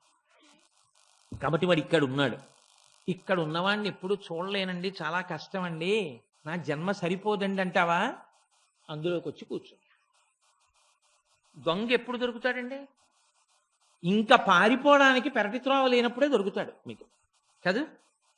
ఇప్పుడు పరిగెత్తి పరిగెత్తి పరిగెత్తి పరిగెత్తి ఆయన దాటేయడానికి వెనకాల తలుపు ఉందనుకోండి, దొరకడం మీకు ఆ తలుపులోంచి వెళ్ళిపోతూ ఉంటాడు. మీరు పరిగెత్తి పరిగెత్తి అతను తెలియక ఏదో వెనక తలుపు లేని గదిలోకి వెళ్ళిపోయాడు అనుకోండి, మీరు ముందు గదిలోకి వెళ్ళడం లేకపోతే తలుపు వేసేసారనుకోండి, అందులోనే ఉంటాడు అంతే, ఇక బయటికి రాలేడు. అందుకే ఇక్కడున్న దొంగ అంటే దొంగ కాదు నా ఉద్దేశ్యం, ఇవన్నీ చేసి కనబడకుండా దాక్కున్న వాడిని ఇక్కడ చూడలేకపోతే అక్కడ చూడమంది శాస్త్రం. అందుకే పెరటి తలుపు ఉండదు గర్భాలయానికి, ఎందుకంటే ఆయన అక్కడే కూర్చుంటాడు. ఇక్కడ ఎలా కూర్చుంటాడో అక్కడ అలా కూర్చుంటాడు. కాబట్టి గులుదిరిగిన దొంగ గూ గూ గూ, వాడు గుడిలోనే దాగేనే గూ గూ గూ, వాడు ఇదిగో ఇక్కడ దాక్కున్నాడయా అన్నాడు అన్నమాచార్యులు వారు. అందుకే ఆయనకి నారాయణ అర్థమైంది. అది ఎవరికి అర్థమైందో వాడంత పరవశించి వీడే దొంగ అన్నాడు. మనం అలా అనడానికి భయం, మనకు అసలు ఆ ఆలోచన రాదు. ఇహ నారాయణ మనకేమర్థం అవుతుంది, ఇహ మహిమ మాట పక్కనెట్టండి, ఇంకెలా అర్థం అవుతుంది? అసలు నారాయణ అన్నది తెలియాలి అంటే వాడు చేసినవి చూసి వాడిని చూడాలన్న తాపత్రయం మీకుంటే వాడిని చూడడానికి రెండే మార్గాలు. ఇక్కడన్నా చూడాలి, ఇక్కడ చూడలేకపోతున్నానన్న వెంపర్లాట ఎక్కువైపోతే అదిగో అక్కడికి వెళ్ళన్నా చూడాలి. ఈ చూడడంలో వచ్చేటటువంటి లక్షణం ఏమిటంటే, ఈ తాపత్రయం మీకు ఎంత పెరిగితే దాని వలన ఆయనే అనుగ్రహించి మీకు కనపడతాడు. నారాయణ తత్వమునందుండే లక్షణం ఏమిటంటే, ఇది చేస్తే అది వస్తుంది, ఏదో మార్గం ఉంటుంది. కోటేశ్వరరావు గారిని చూడాలనుకుంటున్నామండి, 8 గంటలకి ఎక్కడో పెళ్లివారింటికి ఎడతానేమో, కానీ మధ్యాహ్నం 1 గంటకైనా భోజనానికి రావాలా? 1 గంటకి రాలేదు, రాత్రి పడుకోవడానికైనా రావాలా? రాకుండా అట్నుంచి ఎక్కడికో ఊరిళ్ళాను, 10 రోజుల తర్వాత అయినా రావాలా? పోనీ 20 రోజుల తర్వాత అన్నా రావాలా? మీరు నా గుమ్మ ముందే కూర్చున్నారనుకోండి, ఎప్పుడో అప్పుడు కనపడి తీరుతానా మీకు? అంటే అలా కూర్చోమని నా ఉద్దేశ్యం కాదు సుమండి. కాబట్టి కనపడి తీరుతాను. ఏం చేస్తే నారాయణుడు కనపడతాడు? ఇది చేస్తే కనపడతాడని లేదు. అక్కడే యతో వాచో నివర్తంతే అప్రాప్య మనసా సహా, వాక్కు మనస్సు వెనక్కి తిరిగాయి ఎంది ఉపనిషత్తు. ఇక మేము చెప్పలేమయ్యా ఇది సాధన అని లేదు. ఇగో ఇది చేస్తే దొరుకుతాడని ఉండదు ఈశ్వరుడి విషయంలో. మీరు ఎంత ప్రేమించగలరో దానికే భక్తి అని పేరు. ప్రేమ రకరకాలుగా వ్యక్తమైనప్పుడు రకరకాల పేర్లు పొందుతుంది. ఇప్పుడు నేను ఉపన్యాసం చెప్పడానికి వచ్చానండి, ఏమి ఇంత పెద్ద వేదిక వేయకుండా నన్ను కూడా అలా కూర్చుని చెప్పండి అన్నారనుకోండి, నాకేమీ అభ్యంతరం లేదు, అక్కడ కూర్చుని చెప్తాను నేను. కానీ నన్ను ఇంటికి ఇక్కడ కూర్చోబెట్టారు, ఓ పెద్ద ఆయన పాపం వచ్చాడు, నేను రాగానే మంగళవాయిద్యం ఎందుకు మ్రోగించారు, నేను కనపడగానే పూర్ణకుంభం ఎందుకు తీసుకొచ్చారు అంటే నా మీద గౌరవం. ప్రేమ పెద్దల పట్ల అభివ్యక్తమైతే గౌరవము.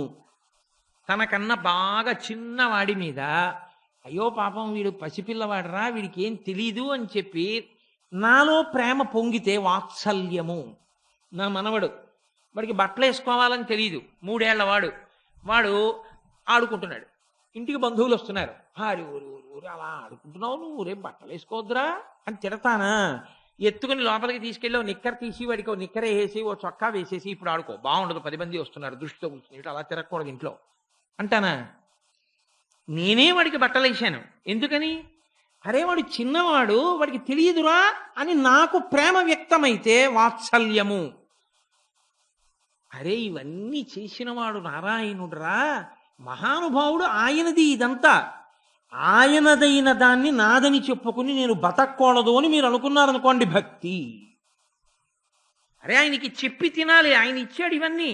ఊపిరి ఆయనది, జీర్ణం చేసేది ఆయన, నవిలడానికి పళ్ళిచ్చినవాడు ఆయన, నాలుక తొయ్యడానికి పెట్టినవాడు ఆయన, మాట ఇచ్చినవాడు ఆయన, ఈ కంఠంలో మాట్లాడడానికి శబ్దపేటికని పెట్టినవాడు ఆయన, ఈ ఆలోచనలు ఇచ్చినవాడు ఆయన, జ్ఞాపకం ఉంచినవాడు ఆయన. కాబట్టి వాడికి నమస్కారం చేయకుండా నేను ఇవి చేయకూడదన్నాను అనుకోండి. భక్తి భక్తి మీ కంటికి కనపడకపోయినా ఎదురుగుండా శాస్త్రమును ప్రమాణంగా తీసుకుని మీ ప్రేమ పొంగితే భక్తిని పేరు. ఇప్పుడు శాస్త్రమును ప్రమాణముగా అంటే అడుగుజాడల్ని బట్టి దొంగని పట్టుకున్నట్టు ఈ సృష్టిని బట్టి ఈశ్వరుడి మీద మీరు ప్రేమని పెంచుకోవాలి. లోపల జరుగుతున్న కార్యకలాపములే ఈశ్వర భక్తికి సోపానములు. అరే నేను బయట నీళ్లు రావట్లేదని నాకు తెలుసు, ఏదో కారణానికి మా అపార్ట్మెంట్లో నీళ్లు రావట్లేదు 4 రోజులుగా. అయ్యా గోపాలకృష్ణ గారు, ఏదో మినరల్ వాటర్ అమ్ముతారు కదా, నాకు అది ఎక్కడ అమ్ముతారో తెలియదు, కాస్త ప్రతిరోజు ఓ డబ్బా పంపించండి అన్నాను. ఆయన పంపించారు. అపార్ట్మెంట్లో నీళ్లు రావట్లేదు పంపులో అని నాకు తెలుసు, ఇందులో నీళ్లు అయిపోతున్నాయని నాకు తెలుసా? ఇందులో నీళ్లు అయిపోతే చాలా ప్రమాదం, డిహైడ్రేట్ అయిపోతుంది, ప్రాణం పోతుంది. కానీ ఇందులో నీళ్లు అయిపోతున్నాయని నాకు తెలియదు. ఇందులో నీళ్లు అయిపోతున్నాయి రా పిచ్చాడా, ముందు ఇందులో నీళ్లు పోయి అని దాహం రూపంలో చెప్తున్నాడు ఇంకోడు లోపల కూర్చుని. వాడొకడు ఉన్నాడు రా, వాడు లేకపోతే నాకు లోపల నీళ్లు అయిపోయాయని తెలియక పొయ్యక ఎప్పుడో పడిపోయి ఉండేవాడిని. వాడు ఉండి చెప్తున్నాడు, ఒరే ఇందులో పదార్థం అంతా అయిపోయిందిరా, ఇది శరీరం నీరస పడిపోతోందిరా, ఇందులో ఏదైనా వెయ్యిరా అని ఆకలి రూపంలో అడుగుతున్నాడు. వాడొకడు ఇక్కడ కూర్చుని ఆకలి రూపంలో అడుగుతున్నాడు రా. రాత్రి నిద్రపోయినప్పుడు ఊపిరి వాడే తీశాడు. రాత్రి నిద్రపోయినప్పుడు ఈ ఇంద్రియముల యొక్క బడలిక అలసటనంతటినీ వాడే తీర్చాడు. ఈ కంట్లో ఎన్నో ధూళికణములు పడిపోతే వాటిని మెత్తగా తడి ఉంచి తడిలో నానిపోయేటట్టు చేసి మెత్తగా చేసి ఆ మెత్తటి దాన్నంతటినీ ఒక పక్కకి తీసుకొచ్చి ఈ ఒడ్డుకి తీసుకొచ్చి పుషి కట్టించి అట్టే పెట్టాడు, మెత్తగా జిగురుగా. మళ్ళీ కన్ను తెరిచేటప్పుడు అటు ఇటు వెళ్ళిపోకుండా. మొహం కడుక్కునేటప్పుడు కంటి మధ్యలో వాడు పెట్టాడు అనుకోండి, ఎంత కష్టం. ఈ చివరికి తెచ్చి పెడతాడు. ఇది ఇటు తెచ్చాను కదా అని ఇటుది అటుకి పెట్టడు, అక్కడది ఇక్కడికే తెస్తాడు. 2 కళ్ళ యొక్క ఈ మొదటి స్థానములకు తెచ్చి పుసులు కట్టిస్తాడు. ఇలా ఇలా అంటే పగలంతా తిరిగినప్పుడు పడిన ఇసకంతా మెత్తపడిపోయి ఇక్కడికి వచ్చి తెల్లవారేటప్పటికి కన్ను గరగరలాడకుండా చేశాడు. మీకు అబ్బా ఈశ్వర ఎంత మహోపకారం చేశావు. ఒక్క ఇసకరేణు ఉండిపోతే, రాత్రి నేను నిద్రపోతే సుఖంగా బడలిపోయి నిద్రపోతున్నప్పుడు నన్ను కదపకుండా తండ్రి ఇసకరేణువులన్నీ మెత్తపరిచి పక్కనెట్టావా పుషి రూపంలో అని ఆ పుషి వంక చూసినప్పుడు మీకు నారాయణ దర్శనం అవలా? అంతర్బహిష్యత సర్వం వ్యాప్య నారాయణ స్థిత. వ్యాఖ్యాతలు అదే మాట అన్నారు. ఎక్కడ చూస్తావు నారాయణుణ్ణి? నీ భక్తి పొంగు ఉంటే నీకు వాడు కనపడని చోటే లేదు అన్నారు. ఇదే ప్రహ్లాదుడు అన్నాడు. ఏమిటి మూర్ఖత్వం, ఎక్కడున్నాడంట ఏంటి? ఇందుగలడు అందులేడని సందేహము వలదు చక్రి సర్వోపగతుండు, ఎందెందు వెదకి చూచిన అందందే కలడు. దానవగ్రని వింటే వెతకి చూడవయా, మామూలుగా చూస్తే కనపడదు. వెతికి చూడు అంటే ఇలా విప్పి చూడడం కాదు. ఎవడు దీన్ని పెంచినవాడు, ఎవడు దీన్ని నిర్మించినవాడు, ఎవడు దీన్ని పడగొడుతున్నవాడు, ఇది చూడు. చూస్తే నీకు నారాయణుడు గోచరమవుతాడు. ఈ భావన నీకు కలిగిన నాడు వాడు లొంగిపోతాడు. ఇది భాగవతం యొక్క సమస్త సారాంశము ఇదే. అందుకే పోతన గారు అద్భుతమైన ఆంధ్రీకరణ చేస్తూ సంస్కృత భాగవతంలో వ్యాస భగవానుడు శుకబ్రహ్మచేత పరీక్షిత్తుకి చెప్పించినటువంటి మాటని గొప్ప పద్యంగా ఆంధ్రీకరించారు. అమరేంద్రాదులు కొల్చు భంగి జనుల జాక్షు సేవించగా విమల జ్ఞాన విరక్తి ముక్తి నొసగున్ వెయ్యేల భూనాథ తత్కమలాధీషు కథా సుధారస నదీ కల్లోల మాలా పరిభ్రమమెవ్వానికి నైన కర్ణయుగళీ పర్వంబు కాకుండునే. ఏదో నా కడుపున పుట్టిన కొడుకు మొదటి నెల జీతం వచ్చిందని అనగారండి, నేను ఓ పంచె అట్టుకొచ్చాడు అనుకోండి, మురిసిపోతానే 10 మందికి చూపించుకుని ఈ పంచె వాడే పెట్టాడండి అని. మరి ఈ శరీరాన్ని నిర్మించిన దగ్గర నుంచి వాడిని ఉపకారాలు చేయిస్తున్నాడు. వాడి కథ వింటున్నప్పుడు మనసు పొంగిపోవద్దు? వాడి గురించి వింటున్నప్పుడు సంతోషం కాదు? కథా సుధారస నదీ కల్లోల మాలా పరిభ్రమమెవ్వానికినైనా కర్ణయుగళీ పర్వంబు కాకుండునే. చెవులకి పంట కదయా శ్రీమన్నారాయణుని కథ వింటున్న వాడికి. ఎప్పుడు అసలు ఆ భక్తి ఉంటేను, అసలు ఆ ప్రేమ లేదనుకోండి, ఆ గుర్తింపే లేదనుకోండి, కంట్లో పుసి కట్టించిన వాడి గురించి ఆలోచన లేదు, చేతిలో గీతలు గీసిన వాడి గురించిన ఆలోచన లేదు, నీళ్ళు అయిపోయాయని దాహం రూపంలో చెప్పిన వాడి గురించిన ఆలోచన లేదు, ఇవన్నీ తయారు చేసిన వాడి గురించిన ఆలోచన లేదు, ఎప్పుడూ అసలు వాడి గురించి ఆలోచనే లేని వాడి జీవితం కృతజ్ఞుడైన వాడి జీవితం. వాడికి ఏమీ అక్కర్లేదు. వాడికి అదే సోమరితనం. వాణ్ణే భండాసురుడు అని పిలిచింది బ్రహ్మాండ పురాణం. భండు అంటే ఎవరంటే దొరికింది తినడం, తిన్నాడు కాబట్టి నిద్రపోవడం. ఈ రెండిటి మధ్యలో శక్తి వచ్చింది కాబట్టి మూడో వాడిని పాడు చేయడం. ఇవి చేసేవాడు ఎవడో వాడికే భండా అని పేరు. బ్రహ్మగారు అలాంటి వాడిని చూసే మన్మధుడు కాలిపోయిన బూది నుంచి తయారైతే చూసి ఎవరు పేరు పెట్టలేదు. బ్రహ్మగారు చూసి ఓరి భండా అన్నారు. ఆ భండాసుర అయింది. వాడు లోకాలన్నింటినీ పాడు చేశాడు. సరే, లలితావిర్భావం అయి వాడిని చంపారు. అంటే అమ్మవారి అనుగ్రహం చేతనే ఈ తమోగుణం నశిస్తుంది అని. అందుకు అది శారదా నవరాత్రులు ముందు చేస్తే గానీ వసంత నవరాత్రులు చేయడం కుదరదు. అందుకే ముందు శారదా నవరాత్రులు చేయడానికి శాస్త్రంలో పెద్ద కారణం అదే. అసలు నిజానికి అశ్వినీ నక్షత్రంతో చంద్రుడు కూడితే ఆశ్వీజ మాసం, కానీ అశ్వినీ నక్షత్రం మొట్టమొదటి నక్షత్రం కాబట్టి ఆశ్వీజ మాసం ఎక్కడికి రావాలి? మొదట్లోకి రావాలి. కానీ ఎక్కడికి వెళ్ళింది? తీసుకెళ్లి మధ్యలోకి పెడతారు. మధ్యలో 27 నక్షత్రాల్లో అటు 13 వదిలి మధ్యలో 14వ నక్షత్రం చిత్తా నక్షత్రంతో చంద్రుడు కూర్చే వచ్చేటటువంటి చైత్రమాసం మొదటి మాసం అయింది. ఉపాసనలో శారదా నవరాత్రులు చేసి తిరిగొస్తే కానీ వసంత నవరాత్రులు చేసి రాముడితో కలిసి ఉత్తరాభిముఖంగా పట్టాభిషేకానికి అయోధ్యకి పైకెక్కలేడు. కాబట్టి అమ్మవారి అనుగ్రహం ఉంటే కానీ ఆ భండు నాశనం కాడు. కాబట్టి ఇదంతా ఈశ్వర సృష్టి అని ఎవడు తెలుసుకుంటున్నాడో, ఎవడు ఆయనని చూడాలని వెంపర్లాట పెంచుకుంటున్నాడో అదే నారాయణ. వీటిని అడుగుజాడలుగా భావించి దొంగని పట్టుకోవడం. అప్పుడు ఆ తాపత్రయం కలిగిన వాడికి, ఆ భక్తి ఉన్నవాడికి ఏమవుతుందంటే నాది కానిది ఇది అని అనడం. ఇది నాది కాదు కదండి, అందుకని నాకు సంతోషం ఏమిటి అనడం. నేనున్నాను అనుకోండి, ఈ కారు నాది కాదు కదండి, నాకెందుకు సంతోషం? ఆ కారు ఎక్కించి నన్ను తీసుకొచ్చారు. ఓ ఈశ్వరుడు ఇవాళ ఉపన్యాసానికి వెళ్ళడానికి ఒక కారు పంపించి ఆ కారులో వెళ్ళే అదృష్టాన్ని ఇచ్చాడని సంతోషించగలిగితే వేరు. అలాంటి కారు నాకు లేదని ఏడిస్తే ఆ దరిద్రం వేరు. అందుకే పరమేశ్వరుడు ఇక్కడ ఉన్నాడు, వాడే ఇవన్నీ నిర్మించాడు. ఇప్పుడు ఇవన్నీ ఎవరివి? వాడివి. నేనెవరు? వాడి వాడను నేనైతే వాడివన్నీ నావి కావా? మా నాన్నగారివి కనపడుతున్నంత వరకు భూములన్నీ మా నాన్నగారివి. నాకు ఇంకా మైనారిటీ తీరలేదు, 7 ఏళ్ల పిల్లాన్ని, కాబట్టి నా పేరు మీద కొంత పొలం రాయడానికి లేదు. కానీ పనిచేస్తున్న పాలేరేమంటాడు? మీ నాన్నగారివి పొలాలంటాడా? చిన్న దొరగారు మీవేనండి పొలాలన్నీ అంటాడా? చిన్న దొరగారు మీవే అంటాడు. తండ్రి పొలం కొడుకుదే. భక్తుడైన వాడే ఎలా భావన చేస్తాడో తెలుసా అండి? ఇవన్నీ మా స్వామివి. మా స్వామి ఏం చేశాడంటే, మా నారాయణమూర్తి రే శ్రీభూ సమేత వైకుంఠ నారాయణమూర్తిగా నేను కూర్చుని ఉత్సవం చేయించుకుంటుంటే 4 మాటలు చెప్పడానికి బయలుదేరావా? వద్దులే, బస్సు అవి అక్కర్లేదు, నీ కారు పంపిస్తానని అని తన పార్షదుల్ని పిలిచి, తను ఎవరికి ఇచ్చాడో ఓ కారు వాళ్ళని పిలిచి ఆ కారు పట్టుకుని మా కోటేశ్వరరావు దగ్గరికి వెళ్ళు, ఎక్కించి ఆ కారులో తీసుకురా అని. చాలదా? అబ్బా, తండ్రి వాళ్ళకి కారు ఇచ్చి మళ్ళీ నాకిస్తే ఏదో ఆలోచిస్తూ డ్రైవింగ్లో ఏ కుక్క మీదో ఎక్కేస్తానేమోనని, ఆ కుక్క కూడా మళ్ళీ నీ సృష్టిలోదే. పాడు చేయకూడదుగా. ఈ చేత్తో ఈ చెయ్యి ఎప్పుడన్నా కొట్టారా మీరు? ఎప్పుడూ కొట్టుకోరు. 2 చేతులు నావి కాబట్టి నీ పొరపాటు జరుగుతుందేమోనని నాకు కారు పంపించి ఆ కారులో నన్ను తీసుకొచ్చావా? తండ్రి అంత అనుగ్రహమయ్యా అని మీరు భావన చేశారనుకోండి, ఇప్పుడు మీకు లేదన్న భావన ఎక్కడుంది? మీకు ఏది కావాలో అది ఆ సమయానికి చేకూరడమే ఐశ్వర్యం. మీకు అన్నీ ఉండి ఆ సమయానికి అది లేకుండా పోవడమే దరిద్రం కాదా? మీరు చెప్పండి. ఏమీ లేనివాడు ఉన్నాడు, ఆయనకి ఆకలేసింది, అంతే. ఎలాగరా ఇవాళ ఆకలేస్తోంది, మనకేమో వంట రాదు, భార్య చూస్తే వచ్చి వంట చేస్తాను అని వెళ్ళింది, నాన్నగారికి ఒంట్లో బాగోలేదండి నేను వస్తాను వచ్చి వంట చేస్తానంది, ఇది రాలేదు ఎలాగా అనుకునే వేళటికి అన్నయ్య గారు వదిన గారు ఇంకా రాలేదు, ఇవాళే మా ఇంట్లో ఏదో అమ్మవారి అర్చన చేశాం, ఇదిగో ఈ గార్లు పాయసం అన్నీ మీకు తీసుకొచ్చాను, మీరు చక్క ప్రసాదం తీసుకోండి అని పక్క మాటలో ఉంటున్న చెల్లెమ్మ ఒకటి పట్టుకొచ్చి అక్కడ పెట్టింది అనుకోండి. ఇప్పుడు నీకు వేళకి అమరిపోయింది, నువ్వు ఐశ్వర్యవంతుడివి కావా? అవన్నీ తయారు చేసిన వాళ్ళ ఆయన మధ్యాహ్నం వచ్చి సుభిక్షంగా భోజనం చేద్దాం అనుకున్నవాడు మధ్యలో ఎక్కడో కారు టైర్ పంక్చర్ అయ్యి వర్షం వచ్చి ఎవరినో తెచ్చుకుని ప్రాధేయపడి ఆ కారు పంక్చర్ వేయించుకుని సాయంకాలం వచ్చాడు.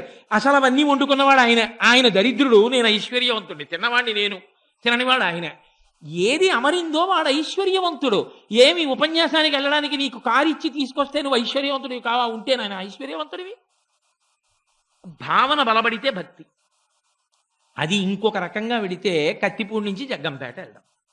నాకు లేదని ఏడిచాను అనుకోండి, ఏమిటి ఉపయోగం దానివల్ల? ఈశ్వరుడు ఇచ్చాడుగా అనుభవంలో. ఈ భక్తి పరిఢవిల్లినటువంటి వారి స్థితి మేడపాడు కారు ఏదో దాని దగ్గర ఆగిపోవడం కాదు, అసలు ఏమీ ఇవ్వకపోయినా పొంగిపోతాడు. అబ్బా ఇస్తే పాడైపోతానని ఈశ్వర ఏమీ ఇవ్వలేదా అంటాడు. అది ఇంకా పండిపోయిన భక్తి. ఇచ్చినప్పుడే మీకు కనపడింది అనుకోండి, వాడు భక్తుడు కాడు. ఒక స్థాయి భక్తి అంతే. ఇవ్వలేదనుకోండి, ఎందుకు ఇవ్వలేదో ఈశ్వరుడు మహానుభావుడు, ఇస్తే పాడైపోతానని ఇవ్వలేదేమో. కాబట్టి ఈశ్వర ప్రతి ఇవ్వనప్పుడు నాకు చెప్పాలేమిటి ఎందుకు ఇవ్వలేదో. అమ్మ నా చిన్నతనంలో నాకు కొద్దిగా దగ్గు వస్తున్నప్పుడు నువ్వులు గుండ నా కోసమే చేసింది, అన్నంలో పెట్టింది, తిన్నాను. అమ్మ ఇంకొంచెం నువ్వులు గుండ వెయ్యమ్మా అన్నాను, వెయ్యనంది. అమ్మ నువ్వులు గుండే వెయ్యమ్మా, నువ్వులు గుండే వెయ్యం, కాస్త అల్లం పచ్చడి అన్నం తినండి. నాకు వద్దా అల్లం పచ్చడి ఘాటుగా ఉంటుంది, నాకు నువ్వులు గుండ వెయ్యన్నాను, వెయ్యింది నీకు అని అల్లం పచ్చడి కలిపి నెయ్యేసి బలవంతంగా నోరు తెరిచి ముద్దలు పెట్టి మింగించింది. అమ్మ కోపమా?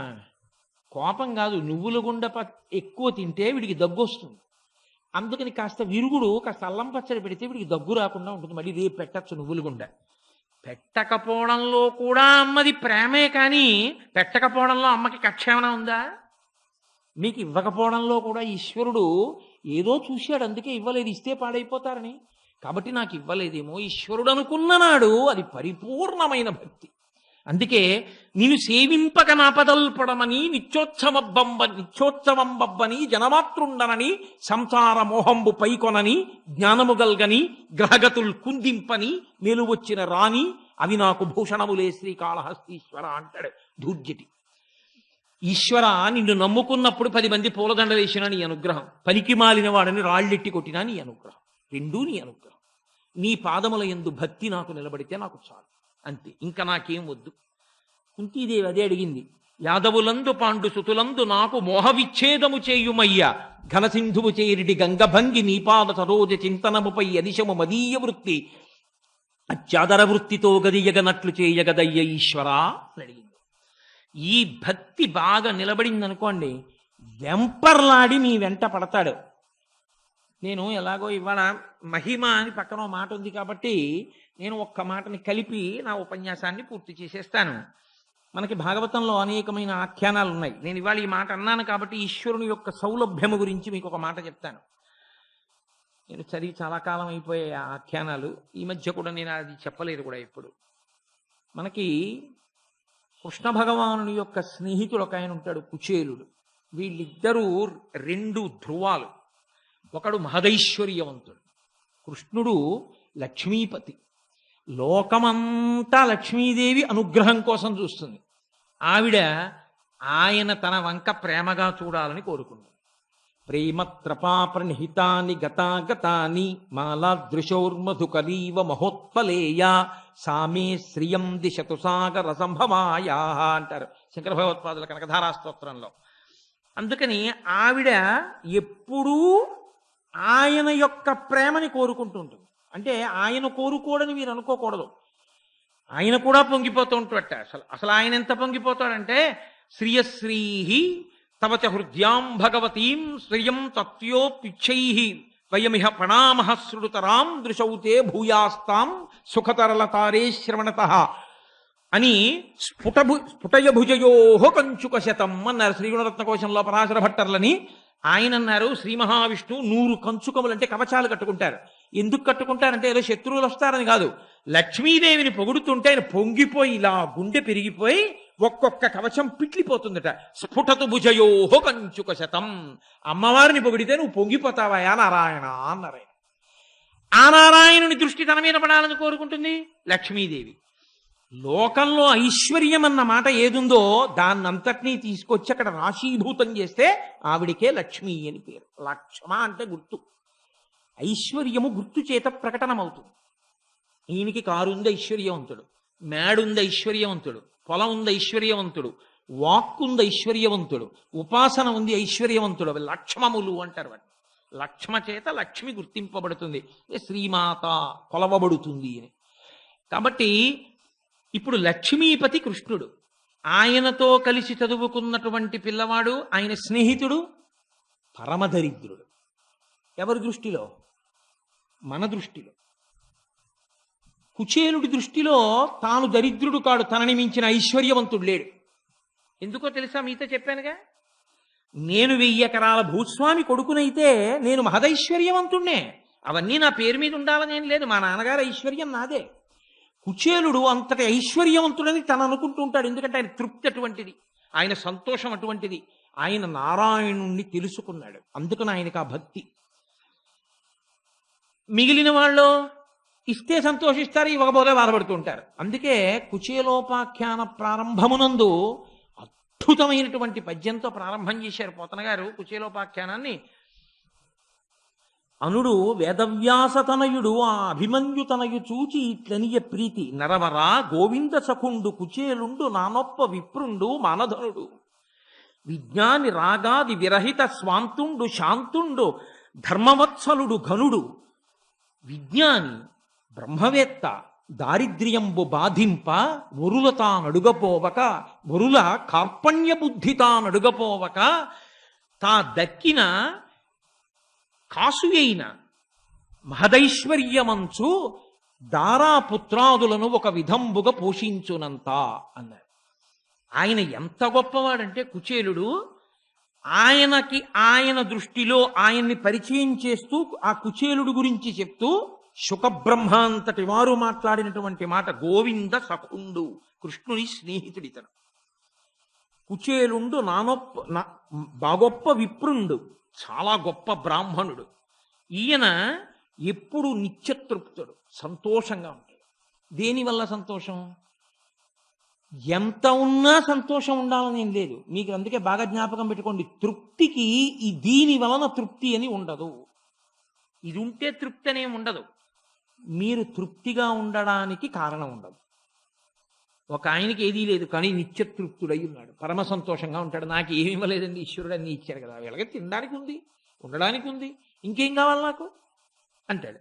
ఇంకొక ఆయనకి అన్నీ ఉన్నాయి, ఇంకా ఏదో లేదని ఏడుస్తుంటాడు ఒక ఆయన. కాబట్టి తృప్తి అన్న మాటకు అర్థం మీరు తెచ్చిపెట్టుకున్నది తప్ప, తృప్తి అన్నది ఇది ఉంటే ఉంటుంది అని ఏం లేదు లోకంలో. కాబట్టి నానొప్ప విప్రుండు మానధనుడు, విజ్ఞాని రాగాది విరహిత స్వాంతుండు శాంతుండు ధర్మవత్సలుడు ఘనుడు. ఆయనకి ధర్మం కావాలి, ఆయనకేమి రాగద్వేషాలు లేవు. వీళ్ళు నావాళ్ళు కాబట్టి వీళ్ళకు ఉండాలి, వాడు నావాడు కాడు కాబట్టి వాడికి ఉండకూడదు, ఇవేం లేవు ఆయనకి. ఎవరికి ఉన్నా ఈశ్వరుడు యొక్క సంతానమే మనందరం. కాబట్టి ఆయనకున్నది నా అన్నకున్నట్టే, నా పినతండ్రికి ఉన్నట్టే, నా పెదతండ్రికి ఉన్నట్టే, నా తమ్ముడికి ఉన్నట్టే అని సంతోషపడిపోతాడు.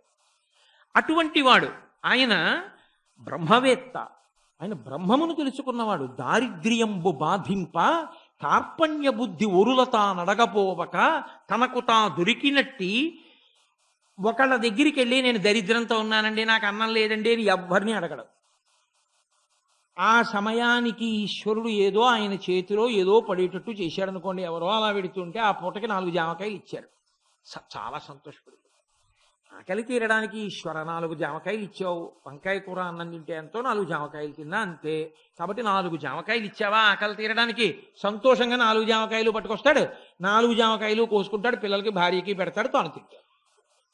తప్ప నాకు ఇది ఇవ్వలేదు ఈశ్వరుడు అంటాం ఆయనకి రాదు.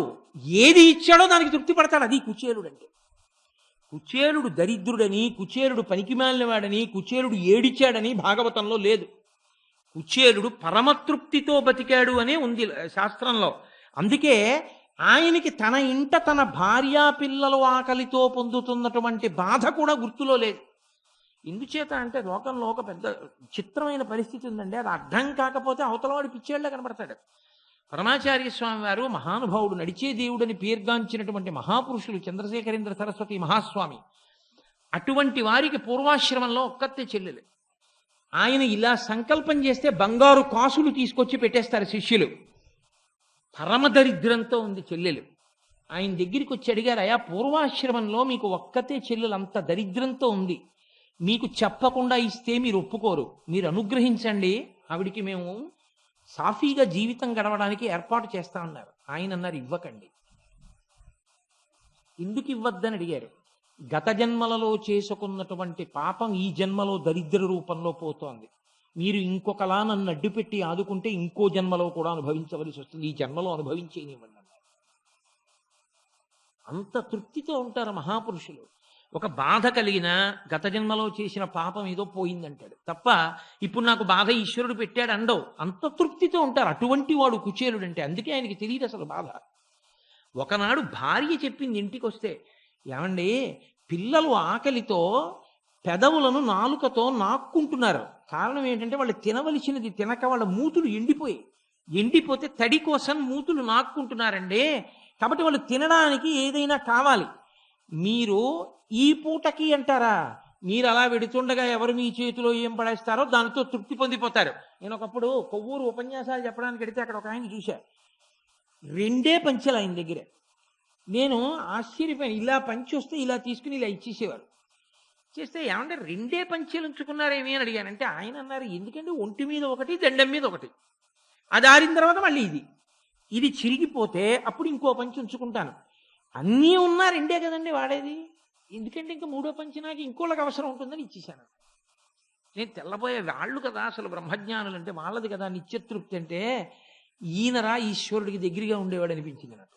కాబట్టి రాగాది విరహిత స్వాంతుండు శాంతుండు ధర్మవత్సలుడు ఘనుడు బ్రహ్మవేత్త దారిద్ర్యంబు బాధింప కార్పణ్య బుద్ధి ఉరులత నడగపోవక తనకుతా నవ్వినట్టి కాసు 10,000 నిష్ఠములుగా తలంచి దారాపుత్రాదులను ఒక విధంబున పోషించుచుండునంత. ఒక కాసు దొరికితే 1 కోటి రూపాయలు వచ్చినంత సంతోషపడిపోయి జీవితం గడిపేసేవాడు. సంతోషో హి ద్విజన్మనాం అంటారు వ్యాసుల వారు దేవి భాగవతంలో. బ్రాహ్మణుడు అన్న మాటకు అర్థం ఏంటంటే ఎప్పుడూ నిత్యతృప్తుడు, సంతోషంగా ఉండేవాడు. ఇతీనాం భూషణం జ్ఞానం సంతోషో హి ద్విజన్మనాం ఉద్యమం శత్రుహననం భూషణం భూతిమిచ్చతాం. శత్రువుని చంపగలిగిన వాడు క్షత్రియుడు, సంతోషంగా ఉండేవాడు బ్రాహ్మణుడు, జ్ఞానంతో ఉండేవాడు యతి. తప్ప ఇంకోలా ఉండి పేర్లు పెట్టుకోవడం కుదరదు అన్నారు వ్యాసుల వారు. కాబట్టి ఆయన బ్రాహ్మణుడు పరమ సంతోషంతో పరమతృప్తితో ఉంటున్నాడు. భార్య చెప్పింది, ఏమయ్యా మరి బిడ్డలు ఇంత కష్టపడుతున్నారు, మీకు తృప్తిగా ఉంది, ఇలా వెళ్ళినప్పుడు మీ చేతిలో జామకాయో బాదంకాయో లేకపోతే 4 నేరేడు పళ్ళు ఏవి దొరికితే పట్టుకొస్తారు, ఏమీ లేవు. అలా పెడుతున్నప్పుడు నేరేడు పళ్ళు రాలిపోయింది, చక్కగా ఆకులో పట్టుకుని ఇంటికి వస్తాడు, ఇదిగో నేరేడు పళ్ళు తిని మంచినీళ్ళు తాగుతాడు. ఆయనకి తృప్తి అంతే. అది మిగిలిన వాళ్ళకు అలా ఉండాలని ఎక్కడ ఉంటుంది? ఒక తల్లి అలా ఉండలేదుగా. అందుకని ఆవిడంది, మీకు సఖుడు కాబట్టి కృష్ణుడి దగ్గరికి వెళ్ళండి, ఆయన పరమైశ్వర్యవంతుడు కాబట్టి ఆయన ఇస్తాడు. మీ దరిద్రాన్ని చూస్తే ఇవ్వకుండా ఉండడు, నాతో చదువుకున్నవాడు అని ఇస్తాడు కాబట్టి వెళ్ళండి. ఆయన అన్నాడు, దరిద్రంగా ఉన్నాను అని చెప్పడానికి వెళ్ళనా కృష్ణుడి దగ్గరికి? వెళితే నాకు డబ్బు లేదయా అని చెప్పనా అంటే ఆయనకి ఎంత తృప్తో చూడండి. నాకు లేకపోవడం ఏమిటి, పెడుతున్నాడుగా, పెట్టబట్టేగా బతుకున్నాను అని. వెళ్ళి అడగనా? అలా అడిగితే ఇస్తాడా అన్నాడు. అంటే ఆయన ఉద్దేశం ఏంటంటే అడగకుండా ఇవ్వట్లేదా ఇవన్నీ? అడిగితేనే ఊపిరి తీయించాడా? అడిగితేనే దాహం వేస్తోందని చెప్పిస్తున్నాడా? అడగకుండా అన్నీ పెడుతున్నాడుగా.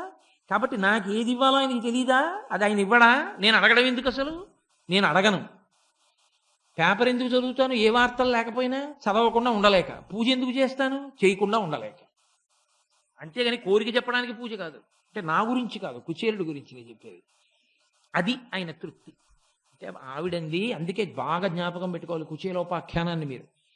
కలలోనంతన్నున్నిరుంగని మహాకష్టాత్ముడైనట్టి దుర్బలుడాపత్ సమయంబునన్ నిజపదాబ్జాతంబు ఉల్లంబునం తలపన్ అంతని వచ్చి ఆర్తిహరుడై తన్నైన ఇచ్చున్ సునిశ్చల భక్తి భావములను భజించు వారికిడడే సంపద్ విశేషోన్నతుల్. విధృతి.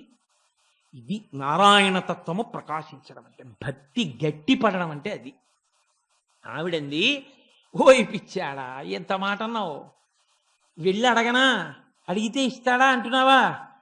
కలలోనంతం మున్నెరుంగని మహా కష్టాత్ముడైనట్టి దుర్బలుడు ఆపత్సమయంబునన్ నిజ పదాబ్జాతంబు ఉల్లంబునంతలపన్ ఆర్తిహరుడై వచ్చి తన్నైన ఇచ్చున్. వాడు కలలో కూడా ఎప్పుడు భగవంతుడిని తలుచుకోలేదు, అంతటి దుర్మార్గుడు. వాడికి ఏదో పెద్ద కష్టం వచ్చినప్పుడు మాత్రం ఒక్కసారి ఈశ్వరా నువ్వే నన్ను రక్షించాలన్నాడు. అలా అన్నందుకు దెప్పి పొడవడాయా ఈశ్వరుడంటే? ఏమి ఇన్నాళ్ళు నన్ను ప్రార్థించలేదు, ఇప్పుడు ప్రార్థించావు నిన్ను రక్షించనా అని అడగడు. గజేంద్ర మోక్షంలో ఎక్కడా గజేంద్రుడు పూజలు చేసినట్టు లేదు. కష్టం వచ్చిన తర్వాత పిలిచాడు. కలడు కలండెరుడు వాడు కలడో లేడో అన్న తర్వాత అప్పుడు మొరలుగొల మొరలెరుంగుతు తన్ను మొరగువాడు ఆది మధ్యాంతములు లేక ఎరలువాడు భక్త జనముల దీనుల పాలివాడు వినడే చూడడే తలపడే వెగరాడే అన్నాడు. వచ్చాడా లేదా పరిగెత్తుకుంటూ? కాబట్టి ఎప్పుడూ అసలు ఈశ్వరుణ్ణి తలుచుకోని వాడు కూడా ఒక్కసారి తలుచుకున్నమంత మాత్రం చేత పరిగెత్తుకుంటూ వచ్చి అడిగింది ఇవ్వడం కాదు, అయ్యో అయ్యో అయ్యో అయ్యో నన్ను తలుచుకున్నావా నాన్న అని తనని తాను ఇచ్చేసుకుంటాడు. అంతటి దయాళువయ్యా ఈశ్వరుడంటే. లేకపోతే ఇవన్నీ ఎలా చేస్తున్నాడయ్యా మనకి నారాయణుడై? కాబట్టి ఆయన జగత్స్వామి. స్వామి అంటే అన్నీ తనవిగా ఉన్నవాడు, స్వం. కాబట్టి ఆయన దగ్గరికి వెళ్ళు, ఎందుకు ఇవ్వడు? తప్పకుండా ఇచ్చేస్తాడని. మహానుభావుడు అలాగే పెడతాను కానీ నీవు చెప్పిన ఎట్లు రాజీవనేత్రు దర్శించబోవుట పరమ శోభనంబు. కానీ ఆ చక్రపాణికి ఇప్పుడు కానుకేమైనా కొంపోవ కలదే మనకు. పెడతాను కానీ స్నేహితుడి దగ్గరికి, గురువుగారి దగ్గరికి, ఈశ్వరుడి దగ్గరికి, పిల్లల దగ్గరికి, రోగుల దగ్గరికి, ఇటువంటి వాళ్ళ దగ్గరికి వెళ్ళినప్పుడు రిక్తహస్తాలతో వెళ్ళకూడదు. కాబట్టి ఏమైనా పట్టుకెళ్ళాలిగా.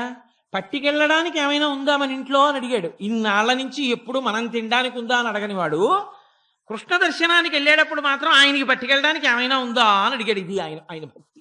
అది కుచేలుడు అంటే ఆవిడంది పక్కిళ్ళకి వెళ్ళి తీసుకొచ్చినట్టు లేదు భాగవతంలో. వాళ్ళ ఇంట్లోనే కాసిన అటుకులు ఉంటే అటుకులు తీసి అతి కష్టం మీద మూటగట్టింది ఆయన ఉత్తరీయానికి. ఎందుకంటే అవన్నీ కన్నాలే, దాన్ని ఎక్కడ మూట కడుతుంది? అటుకులు పైగా రాలిపోతాయి. ఏదో దాన్ని 2-3 మడతలేసి గట్టిగా ముడేసింది అనుకోండి, పిట్లిపోతుంది. అంత చివికిపోయిన బట్ట అయినా తృప్తి. అందులో కట్టి ఇవి పట్టుకుని వెళ్ళండి అండి. గబగబా పాపం చాలా కష్టపడ్డాడు, నడిచాడు, వెళ్ళాడు, ద్వారకానగరాన్ని చేరుకున్నాడు. పరమేశ్వరుని యొక్క అనుగ్రహం భక్తితో వెంపర్లాట అంటూ ఉంటే అసలు ఈశ్వరుడి యొక్క ప్రతిస్పందన అన్నది ఎలా ఉంటుందో చూడాలి అంటే మీరు కుచేలోపాఖ్యానం చూడాలి. వెడుతూ ఆయన అనుకున్నాడు, సముద్ర మధ్యంలో ఉంది ద్వారకా నగరం, ఇన్ని బంగారు మేడలు, 16,000 మంది గోపికలు, మహదైశ్వర్యవంతుడు, ఆ కౌస్తుభం, ఆ పుట్టుమచ్చ, ఆ వనమాల, ఆ రుక్మిణి, సత్యభామ, ఈ హంసతూలికా తల్పాలు, ఈ పరివారం నన్ను పిలుస్తాడా? ఎప్పుడో కలిసి చదువుకున్న దరిద్రుణ్ణి ఇప్పుడు నన్ను గుర్తుపట్టి రావోయ్ కుచేలా అంటాడా? సరే, ఈశ్వరానుగ్రహం ఎలా ఉంటే అలా ఉంటుంది. పరమేశ్వరుడు నన్ను గుర్తుపట్టకుండా ఉంటాడా? ప్రేమించకుండా ఉంటాడా? అంతే సంతోషంగా వెడుతున్నాడు. ఆంతరంగిక మందిరం ఆయన స్నేహితుడిని చెప్పాడు. రుక్మిణీదేవితో కలిసి హంసతూలికా తల్పం మీద కూర్చునున్నాడు కృష్ణ పరమాత్మ. అంత దూరంలో గుర్తుపడతాడో పట్టడో, 10 మందిలో అవమానంగా ఉంటుందని ఇలా వణికిపోతూ పాపం సిగ్గుతో వంగిపోయి వస్తున్నాడు. ఇక్కడ నుంచి చూశాడు, పాంపు మీద ఉన్నాడు. అదేం హాలు కాదు, సింహాసనం కాదు, పోని కూర్చున్నది. అది బెడ్రూమ్. బెడ్రూమ్లోకి అందరూ రారు కదండి, ఎవరో బాగా ఆప్తులైన వాళ్ళే వస్తారు. నేను బాగా ఆప్తుండని చెప్పి వస్తున్నాడు ఆయన. తీరా వచ్చిన తర్వాత నువ్వెవరంటే ఎంత అవమానం. ఇక్కడి నుంచి చూసేట్టు ఇలా ఎవరు వస్తున్నారని దూరంగా వస్తున్నాడు. ఉరప్పంజరం కనబడుతూ బక్క చిక్కిపోయి ఇలా వంగిపోయి వాసన కొడుతున్నటువంటి మలిన వస్త్రాలతో వస్తున్నాడు కర్ర పట్టుకుని. చూశాడు. భేంటి ద్వారక అని ఇప్పటికీ ఉంది. మా గోపాలకృష్ణ గారు మమ్మల్ని అందరినీ తీసుకెళ్లారు. కుచేలుడు కృష్ణుడు కలుసుకున్న ప్రదేశం సముద్ర మధ్యంలో. అక్కడ చూశాడు. కనిడాయంచనినంత కృష్ణుడు దళ కంజాక్షుడు ఆ పేద విప్రుని అశ్రాంత దరిద్ర పీడుతూ కృషి భూతాంగు జీర్ణాంబరున్, పైగా ఖండోత్తరీయున్. ఎటువంటి స్థితిలో ఉన్న కుచేలుడు ఆయన ఏమి అశ్రాంత దరిద్ర పీడుతూ, ఏదో ఒక్క క్షణం కూడా విడిచిపెట్టాడు దరిద్రం ఆయన్ని, అంత పీడిస్తోంది ఆయన్ని. అశ్రాంత దరిద్ర పీడితు కృషీభూతాంగు, శరీరం అంతా చిక్కిపోయి ఎముకలు పైకొచ్చేసాయి. ఖండోత్తరీయున్, ఉత్తరీయం పూర్తిగా వేసుకోలేదు, చిరిగిపోయిన ముక్కొకటి ఎడంభుజం మీద వేసుకున్నాడంతే. ఖండోత్తరీయున్ హాస్య నిలయున్, చూసిన వాళ్ళందరూ ఏమిట్రా అసలు అలా ఉన్నాడని వెర్రి నవ్వులు నవ్వుతున్నారు. హాస్య నిలయున్ అటువంటి వాణ్ణి చూచి సంభ్రమలోలుండై దిగెన్ తల్పమున్ ఒక్కసారి ఆ పాన్పు మించి గభాలను దూకేశాడు. దూకేసి అమ్మో కుచేలా నా ప్రాణమిత్రుడు వచ్చావా అన్నాడు. పరిగెత్తుకుంటూ వచ్చేశాడు. అవతల వాడిలో ప్రేమ ఉంటే పరమేశ్వరుడు ఎంత ఆర్తిని ప్రకటిస్తాడో చూడండి. పరిగెత్తుకుంటూ వచ్చాడు, కౌగిలించేసుకున్నాడు. కుచేలా వచ్చావా, ఎన్నాళ్ళ కనపడ్డావయ్యా అన్నాడు. ఆ చెయ్యి పట్టుకున్నాడు, నడుం చుట్టూ చెయ్యేశాడు, తీసుకెళ్ళాడు. రుక్మిణీదేవితో కలిసి తాను పడుకునేటటువంటి హంసతూలికా తల్పం మీద పడుకోబెట్టాడు. పడుకోబెట్టిన వాడు ఊరుకోలేదు. రుక్మిణి అలా చూస్తానేమిటి, వెళ్ళు బంగారు పళ్ళెం బంగారు చెంబుతో నీళ్లు పట్టరా అన్నాడు. గబగబ గబగబా తీసుకొచ్చింది. అట్లు కూర్చుండపెట్టి కనక కలిస సలిలమున కాళ్ళు కడిగి నెయ్యమునత జలంబు భక్తి మస్తకమున చల్లుకొని మలయజంబు నొడల జొబ్బిల్లనలది. ఆ వచ్చిన వాడిని గబగబా తీసుకొచ్చి ఆ పాన్పు మీద కూర్చోబెట్టాడు. రుక్మిణి పట్రా అన్నాడు. ఓ బంగారు పళ్ళెని తీసుకొచ్చి కుచేరుడి కాళ్ళ కింద పెట్టాడు. పోయి చెంబుతో నీళ్ళు అన్నాడు. రుక్మిణీదేవి అనగా ఆదిలక్ష్మి అయిన రుక్మిణితోడ క్రీడ సల్పుచున్న కృష్ణు చూచి పట్టణంబులోని ప్రజలుల్లసిల్లిరి ప్రీతులగుచు ముక్త భీతులగుచు అంటారు పోతన గారు. ఆదిలక్ష్మి ఆవిడ నీళ్లు పోస్తోంది. కృష్ణ పరమాత్మ కుచేరుడి కాళ్ళు కడిగాడు. కాళ్ళు కడిగి భక్తి జలంబు తన మస్తకమున దాల్చి ఆ నీళ్లు తీసుకుని తన తల మీద చల్లుకున్నాడు. రుక్మిణీదేవి తల మీద చల్లాడు, భార్యల తల మీద చల్లాడు. చల్లి మలయజంబు నొడల జొబ్బిల్ల నల్లది ఆ గంధం తీసుకొచ్చాడు. గంధం తీసుకొచ్చి బాగా అలిసిపోయావోయ్ అని లలిత మృగమత ఘనసార మిళితమైన మలయజంబు నొడల జొబ్బిల్ల నల్లది ఒడల శ్రమయంతయువ పోవా తాళ వృంతంబు విసరి బంధురామోద ధూపంబుల సగి మించు మణిదీపముల నివాళించి మరియు అంటారు పోతన గారు. ఆ గంధం ఒళ్ళంతా రాసేశాడు. అందులో కస్తూరి కలిపాడు, అందులో పచ్చకర్పూరం కలిగాడు. నా స్నేహితుడు బడలిపోయాడు రుక్మిణి, అతనికి నేను ఒంటికి రాస్తుంటాను, నువ్వు విసురన్నాడు. ఆవిడ విసినికర్ర పట్టుకుని విసురుతోంది. చేతి కంకణములు కణ శబ్దం చేస్తుంటే ఆదిలక్ష్మి విసురుతోంది.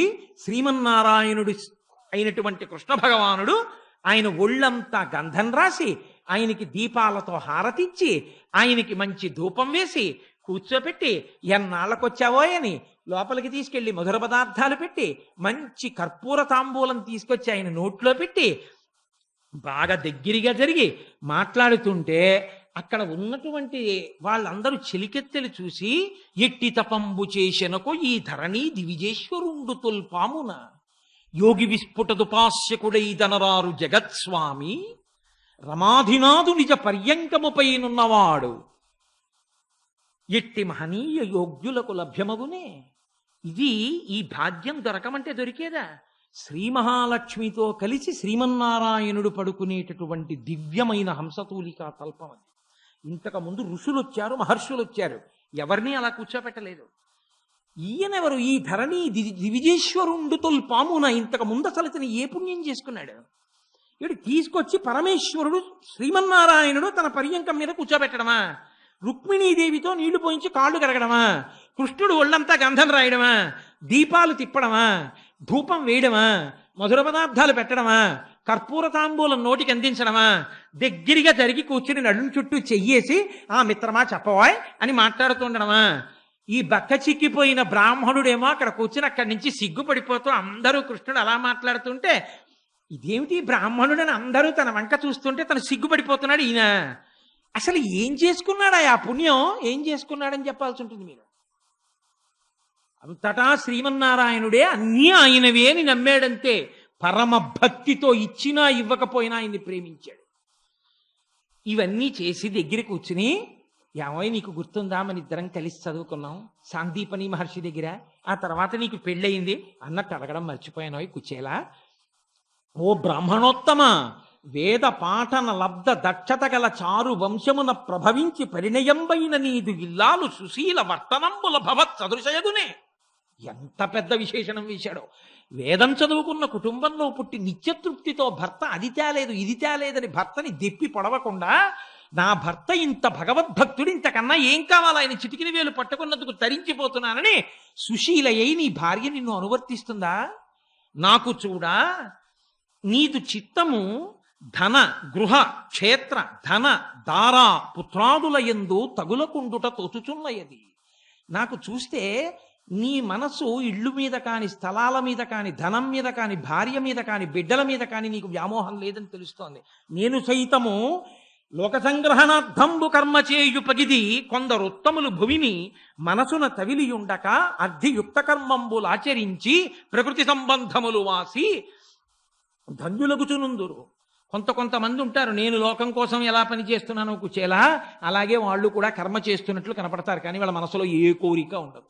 పరమేశ్వరుడి మీద అపారమైన భక్తితో ఉంటారు. నువ్వు అటువంటి వాడివని నాకు అర్థమవుతోంది. నీకు దేని మీద వ్యామోహం లేదు, అన్నీ ఈశ్వరుడు ఇచ్చాడని పరమతృప్తితో ఉన్నావు. నిజానికి నీకుందా లేదా అని అడిగితే లోకం దృష్టిలో నీకు లేదు.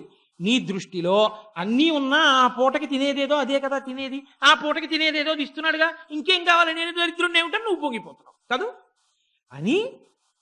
మన ఇద్దరం కలిసి చదువుకున్నాం కదా. నీకు మన గురువుగారు గుర్తున్నారా? గురువుగారన్న మాటకి పరమేశ్వరుడంతటి వాడు, శ్రీమన్నారాయణుడంతటి వాడు ఎంత కట్టుపడ్డాడో చూడండి.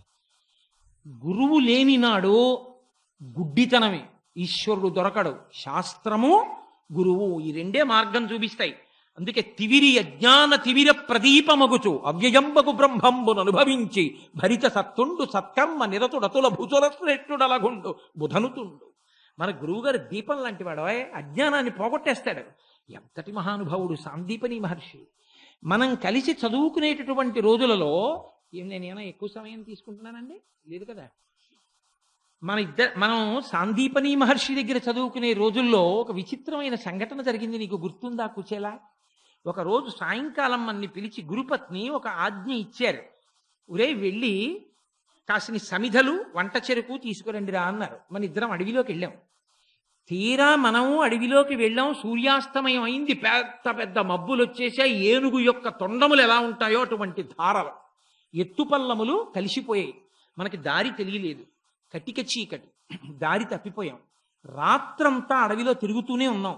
ఏదో దొంగతనంగా కృష్ణుడికి తెలియకుండా అటుకులు తినేశాడు, ఏదో బఠానీలు తినేశాడంటారు. అలా ఏం లేదు భాగవతంలో. మన ఇద్దరం కలిసి తిరిగాం. తిరిగిన తరువాత సూర్యోదయం అయింది. వర్షం తగ్గింది. మరునాటి ఉదయం మన గురువు గారు మన మీద ప్రేమతో తన బిడ్డల కోసం వెంపర్లాడినట్టు ఉరేయ్ కృష్ణ, ఉరేయ్ కుచేలా అని అరుచుకుంటూ మన కోసమని అడవిలో తిరుగుతున్నారు. తిరుగుతుంటే మన అమ్మగారు మన్ని తీసుకురమ్మన్న పుల్లలు సమిధలు పట్టుకుని వెళ్ళాం. భగవంతుడు ఎంత తృప్తి పడిపోతాడో గురువు అంత నిత్యతృప్తుడు. అందుకే చిన్న శుశ్రూషకు పొంగిపోతాడు గురువు. కాబట్టి ఆయన చూసి అన్నారు, కటకట ఇట్లు నా కొరకుగా పచరించి ఈ మహాటవిన్ సముత్కట పరిపీడనుందితిరి కావున శిష్యులు మీ రుణము తీరుటకిది కారణంబు సమకూరిడిపో ఇక మీద మీకు బహు ధన పుత్ర దారా విభూతి జయాయురున్నతుల్. మీరు నా భార్య చెప్పింది అని చెప్పి ఇంత కష్టపడి అడవిలో తిరిగి రాత్రంతా దారి తప్పిపోయినా తెల్లవారకట్ట నేను కనపడినా ఇంత కష్టపడ్డాం గురువుగారు, అమ్మగారు చెప్పిన పనికి వెళ్ళొచ్చి అని అనకుండా అమ్మగారు చెప్పిన పని చేశాను చాలని తృప్తితో నిలబడిన కారణం చేత కావున శిష్యులు మీరు, అందుకు మీరు శిష్యులు. మీ రుణము తీరుటకిది కారణంబు. గురువు రుణం తీరదు, కానీ మీ రుణం తీరిపోయిందిరా. మిమ్మల్ని ఆశీర్వచనం చేస్తున్నాను. మీకు అపారమైన ధనము, బంధువులు, మంచి భార్యలు, బిడ్డలు అన్నీ కలుగుగాక అన్నాడు. అందుకు నేను ఐశ్వర్యవంతుడయ్యానయా అన్నాడు. మరి కుచేలుడికి రావద్దా ఐశ్వర్యం? మరి ఆయన ఎందుకు అలా ఉన్నాడు అంటే, ఐశ్వర్యము అన్న మాట విషయంలో గత జన్మలలో కుచేలుడు చేసుకోక దరిద్రం అనుభవించిన వాడు కాదు.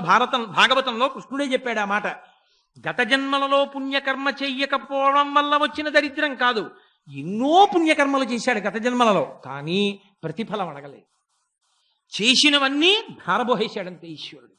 నాకేం అక్కర్లేదు, ఇవన్నీ ఈశ్వరుడు చేయించాడన్నాడు, వదిలేశాడు. కాబట్టి ఇప్పుడు పుణ్యంగా అనుభవించడానికి మళ్ళీ ఆయనకి ఐశ్వర్యం అక్కర్లేదు. ఈశ్వరుడికి దగ్గరైపోయాడు. ఆ జన్మలోనే మోక్షం పొందడానికి యోగ్యతని పొందేశాడు.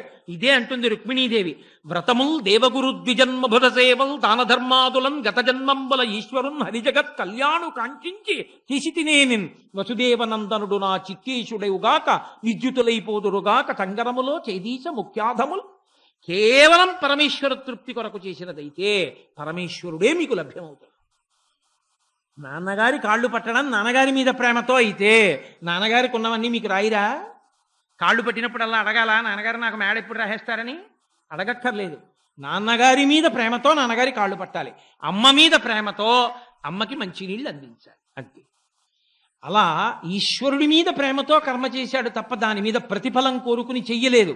అందుకే ప్రతిబంధక స్వరూపమైనటువంటి ఐశ్వర్యాన్ని కానీ లేకపోతే ఏదో అనుభవించేస్తే పోయే పుణ్యంగా కానీ ఈశ్వరుడు దాన్ని మార్చలేదు, తనకి దగ్గర కావడానికి మార్గం చేశాడు. కాబట్టి కుచేలా మన ఇద్దరం కలిసి తిరగడం, ఆ సాందీపని మహర్షి, ఆ గురువు గారు, ఆ అమ్మగారు, అబ్బబ్బబ్బా ఏమి వైభవం అన్నాడు. ఏమీ తెలియని వాళ్ళ పొంగిపోయాడు. దగ్గరకు వచ్చి అన్నాడు, అన్నట్టు అడగడం మర్చిపోయాను చూసావా, స్నేహితుడి దగ్గరికి వచ్చేటప్పుడు నువ్వేదో తెచ్చే ఉంటావు నాకు ఇద్దామని కానుక, తేకుండా రావు. ఏం తెచ్చావు? ఇవ్వకుండా దాస్తామే, చెప్పి ఎక్కడుందని ఇలా ఇలా తడిమేస్తున్నాడు. ఆయన సిగ్గుపడిపోతున్నాడు. ఖండోత్తరీయున్, అసలు వేసుకున్న ఉత్తరీయమే ముక్క, అది పిట్లిపోతోంది, అందులో కట్టినవి నటుకులు. ఆయన ఇంతటి మహదైశ్వర్యవంతుడు, ఇదా పట్టుకొచ్చి ఆ అటుకులు ఆయనకి పెట్టడం? ఇదే మనకి స్నాతకం చేసేటప్పుడు పెళ్లి కొడుకును కూర్చోబెట్టి ఏదైనా ఇచ్చేటప్పుడు శ్రియాదేయం, హ్రియాదేయం, భియాదేయం అని నేర్పుతారు ఉపనిషత్తులో. ఉదయం ఆయన ఇచ్చేటప్పుడు నేనే ఇంత ఇస్తున్నాను అనకురా, నేను ఏ పాటి ఇస్తున్నానండి, ఈశ్వరుడు నాకు ఇచ్చిన దాని ముందని సిగ్గుపడుతూ తప్ప నేనే ఇచ్చాను ఇదని గొప్పగా చెప్పకెప్పుడు. ఈశ్వరుడు నీకు ఇచ్చిన దాంతో పోలిస్తే నువ్వు ఈశ్వరుడికి ఇచ్చిందే పాటి అని సిగ్గుపడు అంటారు. కాబట్టి అటుకులు ఇవ్వడానికి సిగ్గుపట్టాడు కృష్ణుడు. నీవు సిగ్గుపడిన నాడు ఈశ్వరుడు తడిమి నీ దగ్గర పుచ్చుకుంటాడు. అది ఆయనకి కావాలా భక్తి. ఆయన ఒళ్ళంతా తడిమేసి ఇదిగో మూట ఏదో తెచ్చావనా మూట విప్పాడు. పాప అలా కూర్చుని ఉండిపోయాడు ముడుచుకుపోయి కుచేలుడు. మూట విప్పి అటుకులు చూశాడు. అబ్బా, అటుకులు నాకు ఇష్టమని అటుకులు తెచ్చావా? చాలా మంది లోకంలో మాట అంటుంటారు, కృష్ణుడికి అటుకులు నైవేద్యం పెడితే ఇష్టం, ఆయన కర్మ, ఆయనకి అటుకులు ఇష్టం ఏంటి? సమస్త బ్రహ్మాండములు ఆయన అటుకులు ఇష్టం కాదు, ప్రేమతో నువ్వు ఇచ్చిన ఆయనకి ఇష్టం. అందుకే ఆయన అంటాడు కృష్ణుడు, దళమైన పుష్పమైనను ఫలమైనను సలిలమైన భాజని భక్తిన్ ఎలమిన్ కొలిచిన భక్తులు ఇచ్చిన ఎలమిన్ రుచిరాన్నముగయను భుజింతున్. నాకు ఆకిచ్చావా, పండిచ్చావా, కాయిచ్చావా, నీళ్ళిచ్చావా నేను చూడన్నాయా? ప్రేమతో పట్టుకొచ్చిస్తే యోమే భక్త్యా ప్రయచ్చతి పత్రం పుష్పం ఫలం తోయం, ఏది ఇచ్చినా సరే పొంగిపోయి తింటానన్నాడు. కాబట్టి నువ్వు ప్రేమతో తెచ్చావు కుచేలా, నేను ఎందుకు తిన్ననుకుంటున్నావు అని గబగబా తడివాడు. ఆ అటుకులు ఉత్తరీయంతో పాటే ఇలా ఎడంచేత్తో పట్టుకున్నాడు. అబ్బా, ఎంత ఇష్టమైన నాకు ఈ అటుకులు అన్నాడు. ఇలా గబగబా ఓ గుప్పిడి తీసుకున్నాడు, నోట్లో పోసుకున్నాడు, కరకర నవిలేసి మళ్ళీ కాసిన ఇలా ఇలా తెచ్చినవింది కనుక ఆ బట్టలో ఇలా ఇలా సర్దుతున్నాడు, ఇంకొక కాసిని తీసుకుందామని. మురహరుడు పిడికెటటుకుల కరమొప్పగా నారగించి కౌతూహలి అయి మరి ఒక పిడికెడు కొన తత్కరమప్పుడు పట్టె కమల కరకమలమునన్నారు పోతన గారు. ఒక గుప్పిడి తిని ఇంకొక గుప్పిడి తిందామని ఇలా జరుపుకుంటున్నాడు. రుక్మిణీదేవి కదండి, లక్ష్మీదేవి, ఆవిడొచ్చి టక్కన పట్టుకుంది కృష్ణుడి చెయ్యి పట్టుకునంది, మీరు ఒక్క గుప్పెడు అటుకులు పరమభక్తితో పెట్టినవాడు తింటే ఆయనకి ఏమి ఇచ్చారో నాకు తెలుసు, మీకు తెలుసు. ఇంకొక గుప్పెడు కూడా తింటే నన్ను మిమ్మల్ని కూడా కలిపి మీరు ఆయనకి ఇచ్చేసుకుంటారు, కాబట్టి ఇహ తినకండి. ఇది ఈశ్వరుడు అంటే. ఈశ్వరుడు లేక మన దగ్గర తిన్నవాడు కాడు, మన ప్రేమకి పొంగిపోయినవాడు. మనం ఏది ఇచ్చామన్నది కాదు, మనం ఎంత భక్తితో ఇచ్చామన్నది కావాలా. భక్తి అన్న మాటకు అర్థం మీకు చెప్పా. ఎలా అడుగుజాడలు పట్టుకుంటే మనసు ఉద్భుతమవాలో మీకు నేను చెప్పాను. ఆ భక్తితో మీరు నిలబడి ఏది పెట్టండి ఆయన పొంగిపోతాడు. అది నారాయణుని చేరడానికి మార్గం. అందుకు దొరుకుతాడు నారాయణుడు. అంతేకాని ఇది చేస్తే నారాయణుడు దొరుకుతాడని శాస్త్రంలో ఎక్కడా ఏం లేదు. దానికి సోపానమును ఇలా అని చెప్పడం చాలా కష్టం. భక్తి పరమ ప్రధానమైన సాధనం. అందుకే మోక్షసాధన సామాగ్ర్యాం భక్తిరేవ గరీయసి అంటారు శంకర భగవత్పాదులు. కాబట్టి ఇప్పుడు ఆ అటుకులు రెండవసారి తిననివ్వలేదు రుక్మిణీదేవి. అయిపోయింది, రాత్రి పడుకున్నాడు, మంచి హంసతూలికా తల్పం ఇచ్చాడు, నిద్రపోయాడు. కుచేలుడు లేచాడు, మరో రోజు స్నానం అనుష్ఠానం చేసుకున్నాడు. పాపం ఆ మాసిపోయిన బట్టే కట్టుకున్నాడు. కృష్ణ నేను వెళ్ళొస్తానన్నాడు. ఓ వెళ్ళిరావో అన్నాడు. వీధి దాకా వచ్చాడు, చక్కగా ఎంతో గౌరవించాడు, బయటికి దిగబెట్టాడు. వెళ్ళిరా కుచేలా అన్నాడు. వీధిలో నించున్నాడు. వెళ్ళిపోతూ కుచేలుడు ఇలా వెనక్కి చూసినప్పుడల్లా ఓసారి చెయ్యి ఊపాడు. కుచేలుడు పరమ సంతోషంగా వెళ్ళిపోతున్నాడు ఇంటికి. అడిగాడా వాళ్ళ ఆవిడ ఏం చెప్పింది వెళ్ళినప్పుడు? ఇంట్లో దరిద్రంగా ఉందాయా ఏమైనా అడుగు కృష్ణుండి అంది. అడిగాడా కృష్ణుణ్ణి? ఏమీ అడగలేదు. ఆయనే అన్నాడు, నీకు నిత్యతృప్తితో ఉన్నావయా? నీకు భార్య బిడ్డలు గృహ క్షేత్ర ధన దార పుత్రాదుల యందు నీదు చిత్తము చెందకుండుట తోచుచున్నయది నీకు గుర్తు రావట్లేదు, నీకు ఏమీ జ్ఞాపకం లేవు, నీకు భగవంతుడు పొంగు అదే అంటున్నాడు. అన్నా కూడా గుర్తురాలి. వెళ్ళిపోతూ వెళ్ళిపోతూ గుర్తొచ్చింది వాళ్ళ ఆవిడ. ఇంటికి వెళ్ళిపోతున్నాను అనుకున్నాడు. అన్నన్నా ఇది అడగమంది కదా, అడిగి కాస్త ఏమైనా పట్టరండి, కృష్ణుడు ఇస్తాడండి, అడగడం మర్చిపోయాను అనుకున్నాడు. అనుకున్నాడు వెంటనే, నేను అడిగితే ఇస్తాడా కృష్ణుడు? నేను ఇంత ఆదరిస్తాడనుకున్నానా? ఎదురొచ్చాడా? వ్యాప్తిం పొందక వగవక ప్రాప్తంబగు లేశమైన 10,000 తృప్తించందని మనుజుడు సప్తద్వీపములనైన చక్కంబడుని అని నన్ను తీసుకెళ్లి కూర్చోబెట్టాడా? కాళ్ళు కడిగాడా? గంధం రాచాడా? విసిరికర్రతో విసిరించాడా? ఎవరు? జగత్స్వామి రమాధినాథుడు శ్రీమన్నారాయణుడు నన్ను ఇంత అనుగ్రహించాడా? ఆయన్ని నేను అడగాలా? అడగకపోతే తెలీదా? మా ఆవిడకి కాస్త ఏమన్నా డబ్బులు కావాలి, ఇంట్లో పిల్లలు బాధపడుతున్నారు అందన్న విషయం తెలీదా? మరి ఎందుకు ఇవ్వలేదు? చూసావా, డబ్బుల దగ్గరికి వచ్చేటప్పుడు మాత్రం ₹1 ఇవ్వలేదు, నేను తెచ్చిన అటుకులు మాత్రం తినేశాడు అనలేదు. ఆయన ఏమన్నాడో తెలుసా అండి? శ్రీనిధి ఇట్లు నన్ను పచరించి ఘనంబుగ విత్తమేమియున్ ఇయ్యకుండుట తోచుచున్నది. ఆనక దరిద్రుడు సంపద చేత అంధుడై తన్ను చేరడని కాక శ్రితార్తిహరుండు సత్కృపాంబోనిధి సమస్త వస్తు పరిపూర్ణినిగానను చేయకుండునే. ఆయన శ్రీనిధి, ఐశ్వర్యానికంతటికీ ఆయన గని. అటువంటి వాడు నాకు ఇవ్వలేదు. ఎందుకు ఇవ్వలేదంటే ఇప్పుడు అర్థమైంది. ఇన్నాళ్ళు దరిద్రంతో ఉన్నానని కదా అందరు అనుకుంటున్నారు. ఇప్పుడు నాకు చాలా ఐశ్వర్యం వచ్చేస్తే ఆ భోగాలలో పడిపోయి నేను తనని మర్చిపోతానేమో, దూరం అయిపోతానేమో. ఊరే, ఈ అనుభవాలకే ఉందిరా, నన్ను చేరడం ప్రధానం కదా. నువ్వు తృప్తితో ఉండి నన్ను చేరుతున్నప్పుడు డబ్బిచ్చి నిన్ను పాడి చేయడం ఎందుకని ఆనక సంపద చేత అంధుడై, ఆ ఐశ్వర్యం చేత అంధుడనై నేను తనకి దూరం అయిపోతానేమోనని నాకు ఇవ్వకుండా నాకు మేలు చేశాడు. అబ్బా, ఎంతటి ప్రేమైకమూర్తో! ఇస్తే పాడైపోతుంది కదా, ఇవ్వలేదమ్మయ్యా, ఎంత మంచి పని చేశాడో అన్నాడు. ఇది భక్తి అంటే. ఆ స్థానంలో ఇంకోడు ఉంటే అది కుచేలోపాఖ్యానం అవదు. దాన్ని వ్యాసుల వారు కష్టపడి రాయక్కర్లేదు, పోతన గారు ఆంధ్రీకరించక్కర్లేదు. నేను ఇవాళ ఆ విషయాన్ని మీతో ప్రస్తావన చెయ్యక్కర్లేదు. ఇవ్వకపోయినా ఎందుకు ఇవ్వలేదో అని ఆలోచించి నమస్కారం చేశాడు కృష్ణ భగవానుడికి. చేసి ఇంటికి వెళ్ళిపోయాడు. వాళ్ళ ఊరు వెళ్ళాడు. తన పాక ఎక్కడ ఉంటుందో అక్కడికి వెళ్ళాడు. పాకకి బదులు బ్రహ్మాండమైనటువంటి సౌధం ఒకటి కనపడింది. దాని మీద చంద్రకాంతులు పడి మెరుస్తోంది. ఎక్కడ చూసినా పక్షులు చక్కగా బోళ్ళంతమంది ఆ సేవ చేసేటటువంటి వాళ్ళు ఒంటికి పెట్టుకున్న బంగారమే అంత గొప్పగా ఉంది. ఇక లోపల ఉన్న ఇల్లాలు ఎలా ఉంటుంది? ఆయన చూసి అనుకున్నాడు, ఆ ఇంటి వంక చూసి, ఇదేమిట్రా, మన ఊళ్ళో ఇంత గొప్ప సౌధాన్ని ఎప్పుడూ చూడలేదు, ఎవరిదో ఈ ఇల్లు అనుకున్నాడు. అనేసరికి కాళ్ళ దగ్గర ఒక ఆవిడ ఉండి కాళ్ళు పట్టుకుని నమస్కారం చేస్తోంది. అయ్యో అమ్మ, ఎవరు మీరన్నాడు. లోపలికి 2 తీసుకెళ్ళి కూర్చోపెట్టి ఆయన కాళ్ళు కడుగుతోంది. బంగారు పళ్ళెంలో పెట్టి ఒక ఆవిడ. కొంచెం పరిశీలనగా చూశాడు, ఇదేంటి నన్ను తీసుకొచ్చి కాళ్ళు కడుగుతోంది ఈవిడ, తన భార్యే, తన ఇల్లే. తెల్లబోయాడు. ఇదేమిటే, నీకు ఈ నగలేమిటి, పట్టుపుట్టాలేమిటి, ఈ సౌధం ఏమిటి, ఇవన్నీ ఎప్పుడు వచ్చాయన్నాడు. నిన్న పొద్దున్న 11ంటికి మన పాకిలా అయిపోయిందండి అది. నిన్న పొద్దున్న 11ంటికా అని ఆలోచించాడు. ఆ పొద్దున్న 11 గంటలకే ఖచ్చితంగా ఆయన అటుకులు నోట్లో పోసుకున్నాడు. ఇక్కడ ఇచ్చేశాడంతే.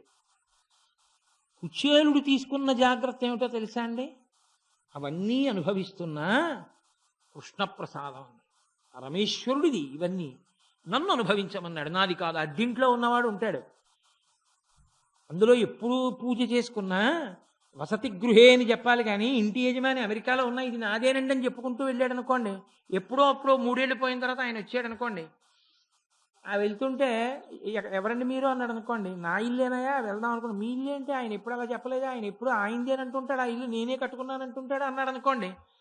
ఆయన ఏం చేస్తాడు? ఆ ఇంట్లో ఉన్నవాడిని, ఒరే నువ్వేదో మంచివాడు అనుకుని ఇల్లు ఇచ్చి నేను అమెరికా వెళ్తే నువ్వు అందరికీ నువ్వే కట్టుకున్నానని చెప్పావుట, నీదే ఇల్లు అని చెప్పావుట, మేము వచ్చేస్తున్నాం అమెరికా నుంచి కాబట్టి మీరు ఖాళీ చేసేయండి అని పంపించేస్తాడు బయటికి.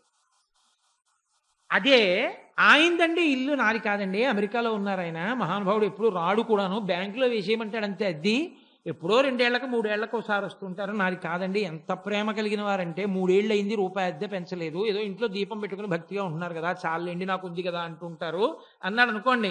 వీధిలో కనబడ్డ ఆయన ఏమంటే మీ గురించి ఆయన ఎప్పుడు చెప్తుంటారు అన్నాడు అనుకోండి. ఏమైనా పర్వాలేదులే, ఇంకో 100 తగ్గించుకో, పిల్లలు ఇంజనీరింగ్కి వచ్చారుగా, ఫీజులు కట్టుకోవాలిగా అంటాడు. ఇంట్లోంచి వెళ్ళిపోమని ఎందుకన్నాడు? నాది అనబట్టి. నాది కాకుండా వాడిది అన్నాడు అనుకోండి, అభ్యున్నతికి కారణం అయి ఉండేది. నాది అనడమే పతనానికి కారణమైంది. కుచేలుడు అదే పాటించాడు. అన్నిటి మధ్యలో ఉన్నా ఇవన్నీ వాడివే అన్నాడు. లేనప్పుడు వాడివే, ఉన్నప్పుడు వాడివే. కాబట్టి తృప్తి విషయంలో తేడా లేదు. అదే తృప్తి. చక్కగా అలాగే జీవించాడు, అలాగే అనుభవించాడు, అలాగే ఈశ్వరుణ్ణి చేరిపోయి పరమేశ్వరుని యందు కలిసిపోయాడు. అంటే నారాయణుణ్ణి తెలుసుకున్నాడు. ఇదే నారాయణ మహిమ అంటే. మహిమ అంటే ఆయన అనుగ్రహమే. ఆయన అనుగ్రహమే ఆయన్ని పొందడానికి హేతువు. ఆయన అనుగ్రహము ఆయన్ని పొందడానికి హేతువైతే, ఆయన అనుగ్రహాన్ని పొందడానికి హేతువు ఆయన పట్ల భక్తి. ఆయన పట్ల భక్తికి హేతువు ఈ సృష్టిని ఆధారం చేసుకుని పరిశీలనం చేస్తూ ఉండడమే. ఎప్పుడూ భగవంతుడితో అనుబంధాన్ని లోపల పెంచుకుంటూ ఉండడమే. ఎవడు ఇలా పెంచుకున్నాడో వాళ్ళందరూ నారాయణుణ్ణి చేరుకున్నారు, నారాయణుని ఎందుకు కలిసిపోయారు, ఆయన అనుగ్రహాన్ని రకరకాలుగా పొందారు. ఒక్కొక్కసారి ఆపదల్లోంచి గట్టెక్కారు ఆయన అనుగ్రహంతో. పరీక్షిత్తు లాంటి వాడిని దక్కించుకున్నారు. ఒక్కొక్కసారి ఆయన్ని నమ్ముకున్నటువంటి వాడు పెద్ద పెద్ద ఆపదలలోంచి గట్టెక్కి కాపాడబడ్డాడు. అది అన్ని వేళలా మోక్షమే అయి ఉండక్కర్లేదు, రకరకాలుగా ఉంటుంది ఆ రక్షణ. యుద్ధం అంతా అయిపోయింది కురుక్షేత్రంలో. అర్జునుడు వచ్చేసాడు, బావా యుద్ధం అంతా అయిపోయింది కదా, రా అమ్మయ్య శిబిరంలోకి వెళ్ళిపోదాం అన్నాడు. కృష్ణుడు అన్నాడు, నువ్వు కిందకి దిగి నీ గాంధీవం, నీ అక్షయబాణ తూణీరాలు, కత్తులు, కఠారులు, అదిగో లోపల ఉన్న శూలాలు, గొడ్డళ్ళు అన్ని దింపేసుకో ఆయుధాలు అన్నాడు. మహానుభావులైనటువంటి భీష్మ, ద్రోణ, కర్ణ, కృపాచార్యులు మొదలైనటువంటి మహాపురుషులు వేసినటువంటి అస్త్రముల శక్తికి అది ఎప్పుడో కాలిపోయింది. కానీ లోపల నువ్వు ఉన్నావని, నువ్వు కాలిపోకూడదని నిన్ను రక్షించడానికి నేను నిలబెట్టాను. పని అయిపోయింది కాబట్టి నిన్ను దిగమని దూరంగా పంపించి నేను దిగ్గానే కాలిపోవడానికి అనుమతించాను. ఇప్పుడు చెప్పండి, ఆయన్ని నమ్మి ఉన్నందుకు గాను సఖ్యభక్తితో కృష్ణుడు కాపాడబడలేదా? నారాయణ మహిమ కాదా? నారాయణ అనుగ్రహాన్ని పొందలేదా? కాబట్టి మీరు భగవంతుని యందు భక్తితో ఉండడమే, ఆ ప్రేమ మనసులో ఉప్పొంగడమే, ఆయనతో అనుబంధాన్ని ఏర్పరచుకోవడమే. ఆ అనుబంధాన్ని ఏర్పరచుకోవడానికి మీకు మనవి చేశా, కంటి పుసి చాలు అని. కంటి పుసి చాలు. కాబట్టి అనుభవించడం గొప్ప కాదండి, జనం అసహ్యించుకోకుండా బతకడం గొప్ప. ఎందుచేత అంటే ఒకానొకప్పుడు ఒక తల్లి నా దగ్గరికి వచ్చారు. వచ్చి ఆవిడ అన్నారు, నేను మిమ్మల్ని అల్లుడు గారిని పిలుస్తానన్నారు. చాలా పెద్ద ఆవిడ. నేను తెల్లబోయాను, నన్ను అలా ఎవరు అనరు. మహా అయితే పెద్దవాళ్ళు ఎవరైనా అంటారు, మీరు మా కొడుకు లాంటి వారు అంటారు తప్ప, మీరు మా అల్లుడు లాంటి వారు, మిమ్మల్ని అల్లుడు గారిని పిలుస్తానని నన్ను ఎవరు అనలేదు ఇప్పటిదాకా. ఇదేమిటి ఈవిడ ఒక్కరు అల్లుడు గారు అంటానంటుంది ఏమిటి? నాకు నా భార్యతో ఎక్కువ అనుబంధం పెట్టుకుంటానంటాం, దాని వలన నాతో అనుబంధం తప్ప నా వలన దాంతో అనుబంధం కాదే, ఇదేం విచిత్రం అనుకున్నాను. ఆవిడంది, నాకు కొడుకన్న మాట మీద అసహ్యం. అతను నాకు కనపడుతుండేవాడు, నేను గౌరవంగా చూస్తుండేవాడిని. నాకు ఇది తెలిసిన తరువాత నేను అతని నమస్కారాన్ని స్వీకరించడానికి కూడా ఇక నేను అంగీకరించలేదు. ఎందువల్ల? మోసం చేసి కృతజ్ఞతతో బతుకుతున్న బతుకుని మీరు ఎలా హర్షించగలరు? అన్నీ వాడు మీకు ఇస్తున్నప్పుడు, దీన్ని పెంచడం దగ్గర నుంచి దీని ఊపిరి వరకు వాడిస్తున్నప్పుడు, వాడి పట్ల ప్రేమ కృతజ్ఞత లేని కృతజ్ఞుల బ్రతుకుని మీరు ఎలా శ్లాఘించగలరు? కాబట్టి ఆ ప్రేమ ఉద్భుతమైతే దాన్ని పెంచి పోషించి తాను లొంగి తానే మీకు వశుడవుతాడు.